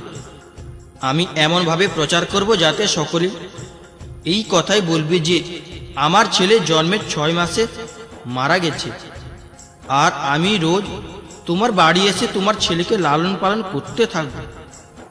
তুমি এখন পরীক্ষা করার জন্য এই ফলটি গরুকে খাইয়ে দাও। স্ত্রী সুলভ স্বভাববশত বোন যা বলল, ব্রাহ্মণী তাই করল। এরপরে যথাসময়ে ওই বোনের ছেলে হল। তখন ছেলের বাবা চুপি চুপি এসে ব্রাহ্মণ পত্নী ধুন্দুলিকে ছেলেটি দিয়ে দিল। এদিকে সে নিজের প্রতি আত্মদেবকে বলল যে, আমি নির্বিঘ্নে পুত্র প্রসব করেছি। এইভাবে আত্মদেবের ছেলে হয়েছে শুনে সকলের খুব আনন্দ হল। পিতা ছেলে জাতকর্ম সংসার হলে ব্রাহ্মণদের দান দিলেন, এবং বাড়িতে গান বাজনা ও নানাবিধ মাঙ্গলিক অনুষ্ঠান হতে লাগল। ধুন্দুলি তার স্বামীকে বলল, আমার স্তনে তো দুধই নেই, তাহলে গরু বা অন্য প্রাণীর দুধে কি করে আমি এই বালককে মানুষ করব? আমার বোনের ইন্দ্রিয়াধীন ছেলে হয়েছিল, সে তো মারা গেছে, তাকে ডেকে এনে এখানে রাখি, সে নিজের বুকের দুধ দিয়ে এই শিশুকে মানুষ করবে। তখন নিজের ছেলের মুখ চেয়ে আত্মদেব ও তাতে রাজি হয়ে গেল। মাতা ধুন্ধুলি, ছেলের নাম রাখল ধুন্ধুকারী। এরপরে 3 মাস কেটে যাওয়ার পর সেই গরুটি মানুষের মতো একটি বাচ্চা হল। সেই বাচ্চাটি সর্বাঙ্গ সুন্দর, দিব্য, নির্মল ও সোনার মতো কান্তিমান। তাকে দেখে ব্রাহ্মণের খুব আনন্দ হলো এবং তিনি নিজেই সেই বাচ্চার সব সংস্কার করলেন। এই খবর পেয়ে সকলেরই খুব অবাক লাগলো এবং তারা ওই বাচ্চাকে দেখতে আসতে লাগলো। তারা নিজেদের মধ্যে বলাবলি করতে লাগলো, দেখো ভাই, আত্মদেবের কেমন সৌভাগ্যের উদয় হয়েছে, কেমন আশ্চর্য ব্যাপার যে গরু পেটেও এইরকম দিব্যকান্তি ছেলে জন্মায়। দৈব যোগে এই গুপ্ত রহস্যের ব্যাপার কেউ জানতে পারল না। ছেলেটির কান দুটি গরু কানের মতন দেখতে হওয়াতে আত্মদেব তার নাম রাখলেন গোকর্ণ। কিছুকাল অতীত হলে এই 2 বালক বড় হয়ে যুবক হলো। তার মধ্যে গোকর্ণ খুব বড় পণ্ডিত ও জ্ঞানী হলো, কিন্তু ধুন্ধুধারী হলো একটি শয়তান। সে স্নান শৌচাদি ব্রহ্মনোচিত আচরণে বিন্দু মাত্র ও জানত না এবং খাওয়া দাওয়ার তার কোনো বিচার ছিল না। তার মধ্যে ক্রোধ অতিশয় তীব্র ছিল। সব রকম খারাপ খারাপ জিনিস সে সংগ্রহ করে আনত। মৃতদেহের স্পর্শ করা অন্নও সে অবলীলাক্রমে গ্রহণ করত। অপরের জিনিস চুরি করা এবং সকলের প্রতি দ্বেষ করা তার স্বভাব হয়ে গিয়েছিল। লুকিয়ে লুকিয়ে অন্যের বাড়িতে সে আগুন লাগিয়ে দিত। অন্য লোকের সন্তানের খেলার জন্য কোলে তুলে নিয়ে তাদের কুয়োর মধ্যে ফেলে দিত। হিংসা তার কাছে এক মহা আনন্দের ব্যাপার হয়ে দাঁড়িয়েছিল। সর্বদাই সে অস্ত্র শস্ত্র নিয়ে ঘোরাঘুরি করত আর দিন দুঃখী এবং অন্ধ আতুরদের আকরণে লাঞ্ছনা করত। চণ্ডালদের সাথে তার বিশেষ বন্ধুত্ব ছিল। তাদের মতো হাতে জাল নিয়ে কুকুরের পাল সাথে করে পশু পাখি শিকার করার জন্য ঘুরে বেড়াত। বেশ্যাদের কুসঙ্গে পড়ে সে তার সমস্ত পৈতৃক সম্পত্তি উড়িয়ে দিল। একদিন বাবা মাকে মারধর করে বাড়ির সব বাসন কোসন নিয়ে চলে গেল। এইভাবে যখন সব ধনসম্পত্তি নষ্ট হয়ে গেল, তখন তার কৃপণ পিতা উচ্চস্বরে কেঁদে কেঁদে বলতে লাগলেন, এর থেকে তো ওর মায়ের বন্ধা থাকলেই ভালো ছিল। কুপুত্র তো কেবল দুঃখদায়ী হয়। আমি এখন কোথায় থাকব, কোথায় যাব? আমার এই সংকটে কে আমাকে উদ্ধার করবে? হায়, আমার তো এমনই বিপদ হয়েছে যে আমাকে হয়তো একদিন এই জন্যে প্রাণত্যাগ করতে হবে। সেই সময় পরম জ্ঞানী গোকর্ণ সেখানে এলেন এবং পিতাকে বৈরাগ্যের উপদেশ দিয়ে অনেক বোঝালেন। তিনি বললেন, হে পিতা, এই সংসার অসার, এ কেবল দুঃখময় ও মোহ উৎপন্নকারী। ছেলে কার, ধনসম্পত্তি কার? স্নেহযুক্ত মানুষ দিবারাত্র প্রদীপের মতো কেবল জ্বলতেই থাকে। সুখ তো ইন্দ্রেরও নেই, চক্রবর্তী রাজারও নেই। সুখ তো আছে কেবল বৈরাগী নির্জনবাসী মুনিদের মধ্যে। এ আমার ছেলে, এই অজ্ঞান ত্যাগ করুন। মোহ থেকে নরক প্রাপ্তি হয়। এই শরীর তো একদিন নষ্ট হবেই, তাই সবকিছু ছেড়ে বনে গিয়ে থাকুন। গোকর্ণের কথা শুনে আত্মদেব বনে যাওয়ার জন্য তৈরি হলেন এবং তাকে বললেন, বাছা, বনে গিয়ে আমার কি করা উচিত? বিস্তারিতভাবে আমাকে সে কথা বলো। আমি অত্যন্ত মূর্খ। আজ পর্যন্ত কর্মবশত স্নেহ পাশে বদ্ধ থেকে পঙ্গুর মতো এই সংসাররূপী অন্ধকূপেই পড়ে রয়েছে। তুমি বড় দয়ালু, এখান থেকে আমাকে উদ্ধার করো। গোকর্ণ বললেন, হে পিতা, এই দেহ হাড় মাংস আর রক্তের পিণ্ড, এর প্রতি অহং বুদ্ধি আপনি ত্যাগ করুন এবং স্ত্রী পুত্রদের ওপর কখনো মমতা করবেন না।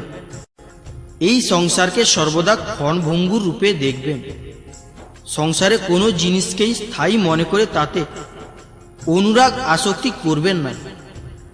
একমাত্র বৈরাগ্য রসের রসিক হয়ে ভগবত ভক্তিতে নিয়ত থাকুন।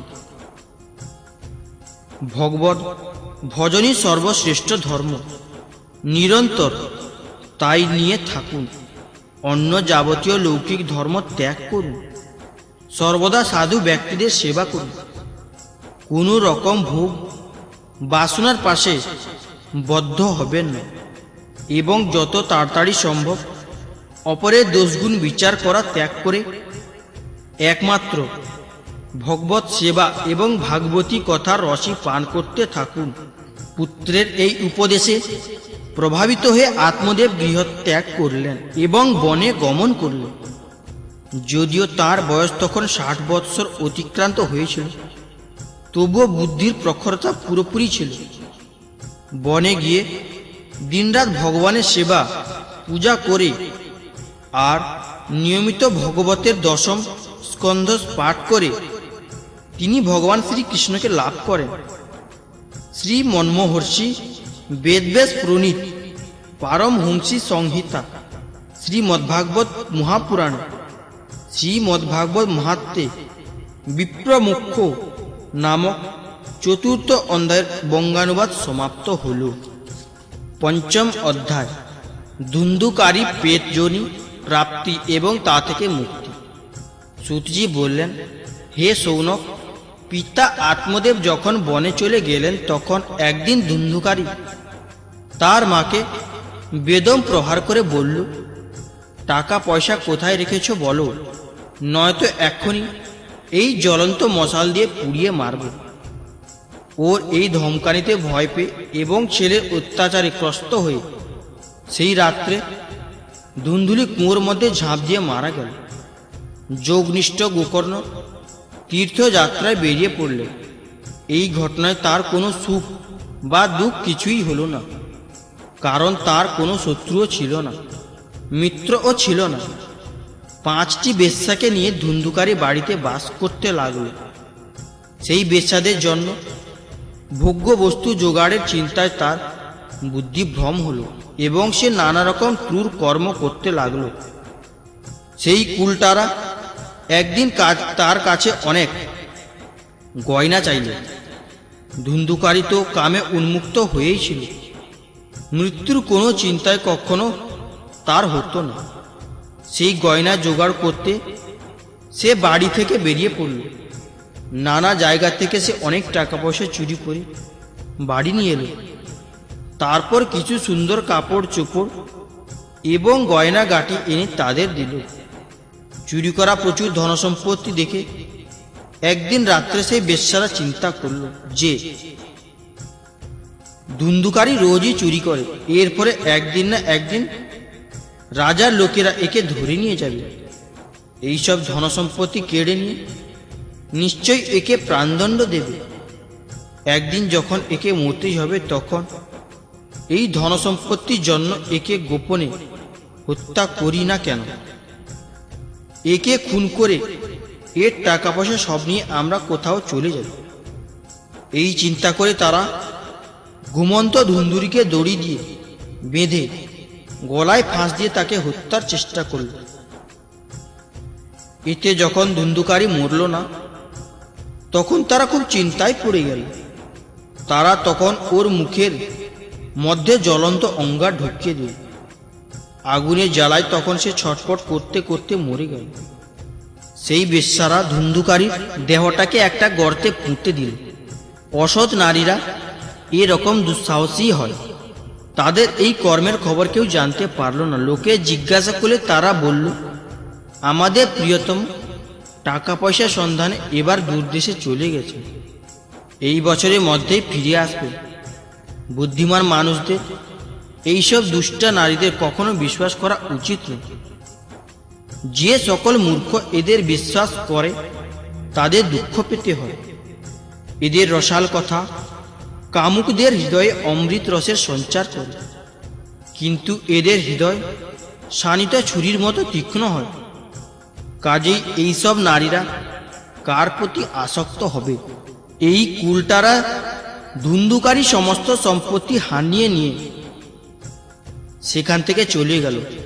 তাদের এই রকম পতি না জানি আরো কতজন ছিল। এদিকে ধুন্ধুকারী নিজের কুকর্মের ফলে ভয়ঙ্কর প্রেতজনি প্রাপ্ত হল। সে ভীষণ ঝড়ের রূপ ধারণ করে সর্বদা 10 দিকে উত্তক্ত করে বেড়াত।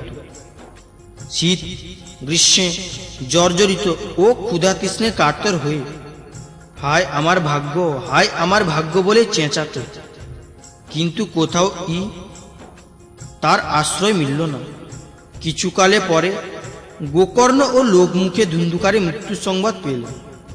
তখন ধুন্ধুকারীকে অনাথ বুঝতে পেরে গয়া তীর্থে গিয়ে তার শ্রাদ্ধ করেন এবং অন্যান্য যেসব তীর্থে তিনি যেতেন সেখানেও আবশ্যকীয় শ্রাদ্ধ ক্রিয়াদি করল। এইভাবে ঘুরতে ঘুরতে গোকর্ণ নিজের বাড়ি এলেন এবং রাত্রিবেলা অন্যের অলক্ষ্যে সোজা নিজের বাড়ি আঙিনায় রাত্রিবাস করতে এলেন। সেখানে নিজের ভাইকে রাত্রিবেলা ঘুমোতে দেখে ধুন্ধুকারী নিজের মহা ভয়ঙ্কর মূর্তি দেখলেন। কখনো ভেড়া, কখনো হাতি, কখনো মহিষ, কখনো ইন্দ্র, কখনো অগ্নিরূপ ধারণ করল। শেষকালে আবার মানুষ রূপে দেখা গেল। এইসব অসাধারণ ব্যাপার দেখে গোকর্ণ স্থির করলেন যে এ কোনো দুর্গতি প্রাপ্ত। তখন তিনি ধৈর্য ধরে তাকে জিজ্ঞাসা করলেন। গোকর্ণ বললেন, তুমি কে? রাত্রিবেলা এসব ভয়ানক রূপ দেখাচ্ছ কেন? তোমার এই দশা কি করে হলো আমাকে ঠিক করে বলো। তুমি প্রেত, পিশাচ অথবা রাক্ষস কে? সূতজি বললেন। গোকর্ণ এইরকম প্রশ্ন করাতে সে বারে বারে উচ্চস্বরে কাঁদতে লাগলো। আর কথা বলার ক্ষমতা ছিল না। তাই সে ইশারা দিয়ে বোঝাতে লাগলো। গোকর্ণ তখন গণ্ডুসে জল দিয়ে মন্ত্র পড়ে সেই জল তার গায়ে ছিটিয়ে দিলেন। এতে তার পাপ কিছু নষ্ট হওয়াতে সে এই কথা বলতে লাগলো। প্রেত বলল, আমি তোমার ভাই, আমার নাম ধুন্ধুকারী। আমার নিজের দোষেই আমি নিজে ব্রাহ্মণত্ব খুইয়েছি। আমার কুকর্মের সীমা নেই। আমি ভয়ানক অজ্ঞান অন্ধকারে ঘুরপাক খাচ্ছিলাম, ফলে আমি অনেক মানুষের ক্ষতি করেছি। অবশেষে কুলটা মেয়েগুলো খুঁচিয়ে খুঁচিয়ে আমাকে হত্যা করেছে। এর ফলে বর্তমান এই প্রেমজনিত পড়ে এই দুর্দশা ভোগ করছি। এখন দৈববশে কর্মফলের উদয়ে কেবল বায়ু ভক্ষণ করে জীবন ধারণ করছি। ভাই, তুমি তো দয়ার সাগর, এখন কোনো রকমে তাড়াতাড়ি আমাকে এই যোনি থেকে মুক্ত করো। গোকর্ণ ধুন্ধুকারী সব কথা শুনে বললেন। গোকর্ণ বললেন, ভাই হে, ব্যাপারটা আমার বড় আশ্চর্য ঠেকেছে। আমি গয়া গিয়ে শাস্ত্রমতে পিণ্ড দান করেছি, তবুও তুমি প্রেতজনি থেকে উদ্ধার হওনি। গয়া শ্রাদ্ধতে যদি তোমার মুক্তি না হয়ে থাকে তবে আমি তো আর কোনো উপায় দেখছি না। তুমি সব কথা খুলে বলো, আমার এখন কি করা কর্তব্য? প্রেত বলল, শত গয়া শ্রাদ্ধতেও আমার মুক্তি হবে না। তুমি এর অন্য কোনো উপায় করো। প্রেতের এই কথা শুনে গোকর্ণের বড় আশ্চর্য লাগলো। তিনি বলতে লাগলেন, শত গয়া শ্রাদ্ধতেও যদি তোমার উদ্ধার না হয় তবে তো তোমার উদ্ধার অসম্ভবই। আচ্ছা, এখন তো তুমি নির্ভয়ে শ্মশানে থাকো। আমি চিন্তা ভাবনা করে তোমার উদ্ধারে কোনো উপায় করব। গোকর্ণের আদেশ পেয়ে ধুন্ধুকারী সেখান থেকে নিজের জায়গায় চলে গেল। এদিকে গোকর্ণ সারা রাত ধরে চিন্তা করলেন, কিন্তু কোনো উপায় খুঁজে পেলেন না। সকালবেলা সকলে তাকে বাড়িতে দেখে খুশি হয়ে তার সঙ্গে দেখা করতে এলেন। রাত্রে যেসব ঘটনা ঘটেছিল গোকর্ণ তা সকলকে বললেন। তাদের মধ্যে যারা যোগনিষ্ঠ, বিদ্বান, জ্ঞানী ও বেদজ্ঞ ছিলেন, তাঁরাও অনেক শাস্ত্র বিচার করে দেখলেন, কিন্তু উদ্ধারে কোনো পথ পাওয়া গেল না। তখন সকলে সিদ্ধান্ত করলেন যে এই বিষয়ে সূর্যদেব যা বিধান দেবেন তাই করা উচিত। গোকর্ণ তখন নিজের তপবলে সূর্যের গতি রুদ্ধ করে দিলেন। তারপর স্তুতি করলেন, হে ভগবান, আপনি সমগ্র জগতের সাক্ষী, আমি আপনাকে প্রণাম করছি।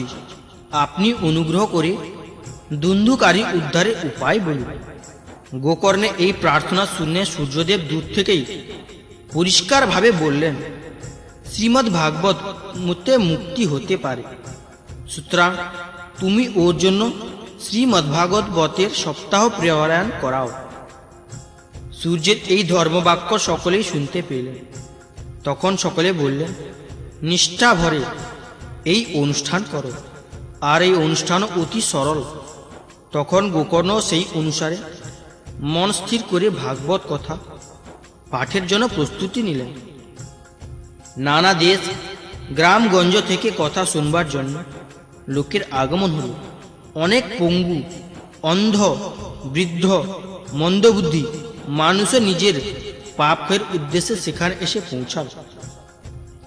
ফলে সেখানে এমন লোক সমাগত হলো যে তা দেখে দেবতারা পর্যন্ত আশ্চর্য হয়ে গেল। গোকর্ণ যখন ব্যাসাসনে বসে কথা পাঠ করতে লাগলেন, তখন সেই প্রেত সেখানে এসে উপস্থিত হল এবং বসবার জন্য এদিক ওদিক জায়গা খুঁজতে লাগল। খুঁজতে খুঁজতে একটা সোজা করে রাখা 7 গাঁটযুক্ত বাঁশের উপর তার নজর পড়ল। সেই বাঁশের নিচের ছিদ্রের মধ্যে ঢুকে গিয়ে সে পাঠ শ্রবণের জন্য বসে পড়ল। বায়ুরূপী হওয়াতে সে বাইরে কোথাও বসতে পারল না, তাই বাঁশের মধ্যে ঢুকে গেল। একজন বৈষ্ণব ব্রাহ্মণকে গোকর্ণ মুখ্য শ্রোতারূপে স্থির করলেন এবং প্রথম স্কন্ধ থেকে স্পষ্ট করে কথা পাঠ আরম্ভ করলেন। সন্ধ্যাবেলা যখন পাঠের বিশ্রাম দেওয়া হল, তখন এক বড়ই বিচিত্র ঘটনা হলো। সভাস্থ সকলের সামনে সেই বাঁশটির একটি গাঁট মট মট করে ফেটে গেল। এইভাবে দ্বিতীয় দিন সন্ধ্যাবেলা দ্বিতীয় গাঁটটি ফেটে গেল এবং তৃতীয় দিন একই সময়ে তৃতীয় গাঁটটি ফেটে গেল।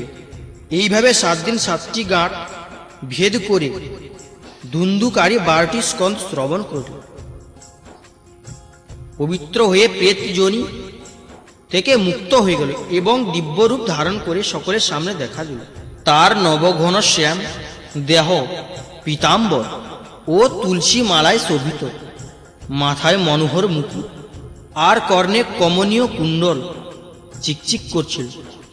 নিজের ভাই গোকর্ণকে সত্তর প্রণাম করে সে বলল, ভাই হে, তুমি কৃপা করে আমাকে প্রেত যোনি থেকে মুক্তি দিয়েছ।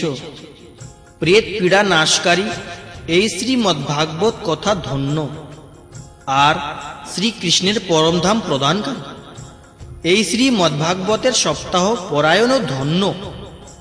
সপ্তাহ শ্রবণের এই অনুষ্ঠান যখন হয়, সকল পাপ রাশি কাঁপতে থাকে, কারণ তারা বুঝতে পারে যে এই ভাগবতী কথা তাদের এখনই ধ্বংস করে দেবে। আগুন যেমন ভেজা শুকনো ছোট বড় সব রকম কাঠকেই ভস্মীভূত করে, সেই রকম এই সপ্তাহ শ্রবণ মন, বাক্য ও কর্ম দ্বারা কৃত নতুন পুরাতন ছোট বড় সব রকম পাপই ভস্ম করে দেয়। পণ্ডিতগণ দেবতাদের সভায় বসেছিলেন। যে ব্যক্তি ভারতবর্ষে শ্রীমদ্ভাগবত কথা না শোনে, তার জন্মই বৃথা। সত্যিই তো মোহবশে এই অনিত্য শরীরকে হৃষ্টপুষ্ট ও বলবান করে যদি শ্রীমদ্ভাগবত পাঠ না শোনে, তবে সেই শরীরে কি লাভ? অস্থি এই শরীরের কাঠামো, সানুরূপ দড়ি দিয়ে সেটা বাঁধা, তার উপরে এতে মাংস আর রক্ত লেপে দিয়ে চামড়া দ্বারা ঢেকে দেওয়া হয়েছে। এর প্রতি অঙ্গে দুর্গন্ধ, কারণ আসলে এ তো মলমূত্রের ভাণ্ড মাত্র। বৃদ্ধাবস্থা ও নানা দুঃখের জন্য এটি পরিণামে দুঃখময়, আর বিভিন্ন রোগের আশ্রয় দান। সদা সর্বদা কোনো না কোনো কামনায় এই শরীর পীড়িত থাকে, কখনই তৃপ্তি নেই। একে ধারণ করে থাকাও একটা ভারস্বরূপ। এর প্রতি রোমকূপ নানা দোষে পরিপূর্ণ, এবং এই শরীর শেষ হয়ে যেতে মুহূর্ত লাগে। মরণের পর যদি একে কবর দেওয়া হয় তাহলে কৃমিতে পরিণত হয়। কোনো পশু যদি এই দেখে দেহ খেয়ে ফেলে তো এই শরীর বিষ্ঠায় পরিণত হয়। আর যদি আগুনে জ্বালিয়ে দাও তাহলে এক গাদা ছাই তৈরি হয়। এই শরীরে এই তিন পরিণতি বলা হয়।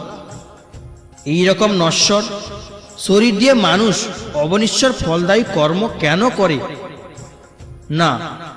যে অন্ন সকালে রান্না করা হয়, সন্ধ্যাবেলা তা পচে যায়। সেই অন্ন দিয়ে পুষ্ট শরীরে নিত্যতা কি করে হবে? এই ভুলকে শ্রীমদ্ভাগবতের সপ্তাহ শ্রবণে মানুষের ভগবত প্রাপ্তি ত্বরান্বিত হতে পারে। তাই সব রকম পাপ স্থালনের একমাত্র উপায়।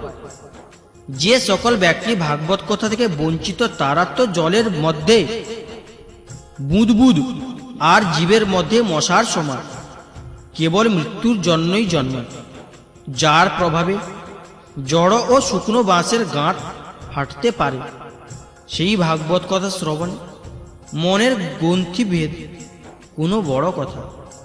সপ্তাহ শ্রবণে মানুষের হৃদয় গ্রন্থি খুলে যায়, মনের সমস্ত সংশয় দূর হয়ে যায় এবং সমস্ত কর্ম ক্ষীণ হয়ে যায়।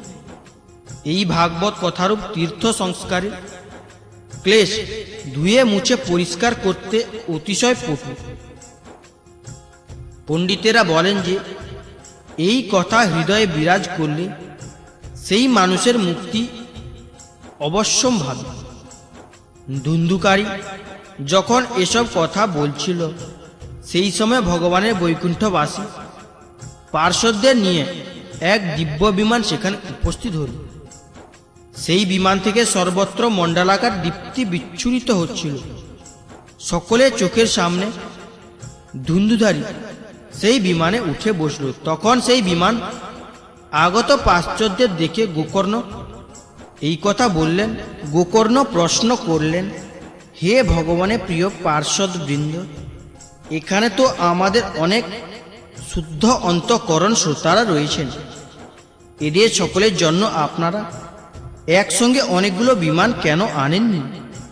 আমি তো দেখছি যে এখানে সকলে সমানভাবে পাঠ শুনছে, কিন্তু ফল প্রাপ্তিতে এইরকম পার্থক্য কেন হলো? এ কথা আমাকে বলুন। শ্রী ভগবানের সেবকগণ বললেন, হে মান্যবর, এই ফলভেদের কারণ এদের শ্রবণেরই পার্থক্য। এ কথা ঠিক যে শ্রবণ সকলেই সমানভাবে করেছে, কিন্তু ধুন্ধুকারীর মতো কেউই মনোযোগ দিয়ে শোনেননি। সেই জন্য একসাথে শ্রবণ করলে ও শ্রবণের ফলে পার্থক্য হয়েছে।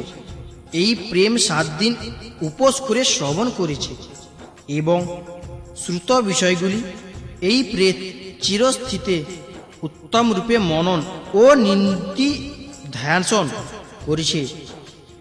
যে জ্ঞান দৃঢ় না হয় তা ব্যর্থ হয়ে যায়।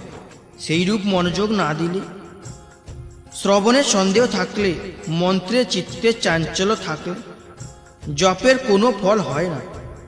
বৈষ্ণবহীন দেহ, অপাত্রকৃত শ্রদ্ধান্য ভোজন, অস্ত্রত্রদিকে প্রদৌ দান এবং আচারহীন কুল, এ তো সব নষ্ট হয়ে যায়।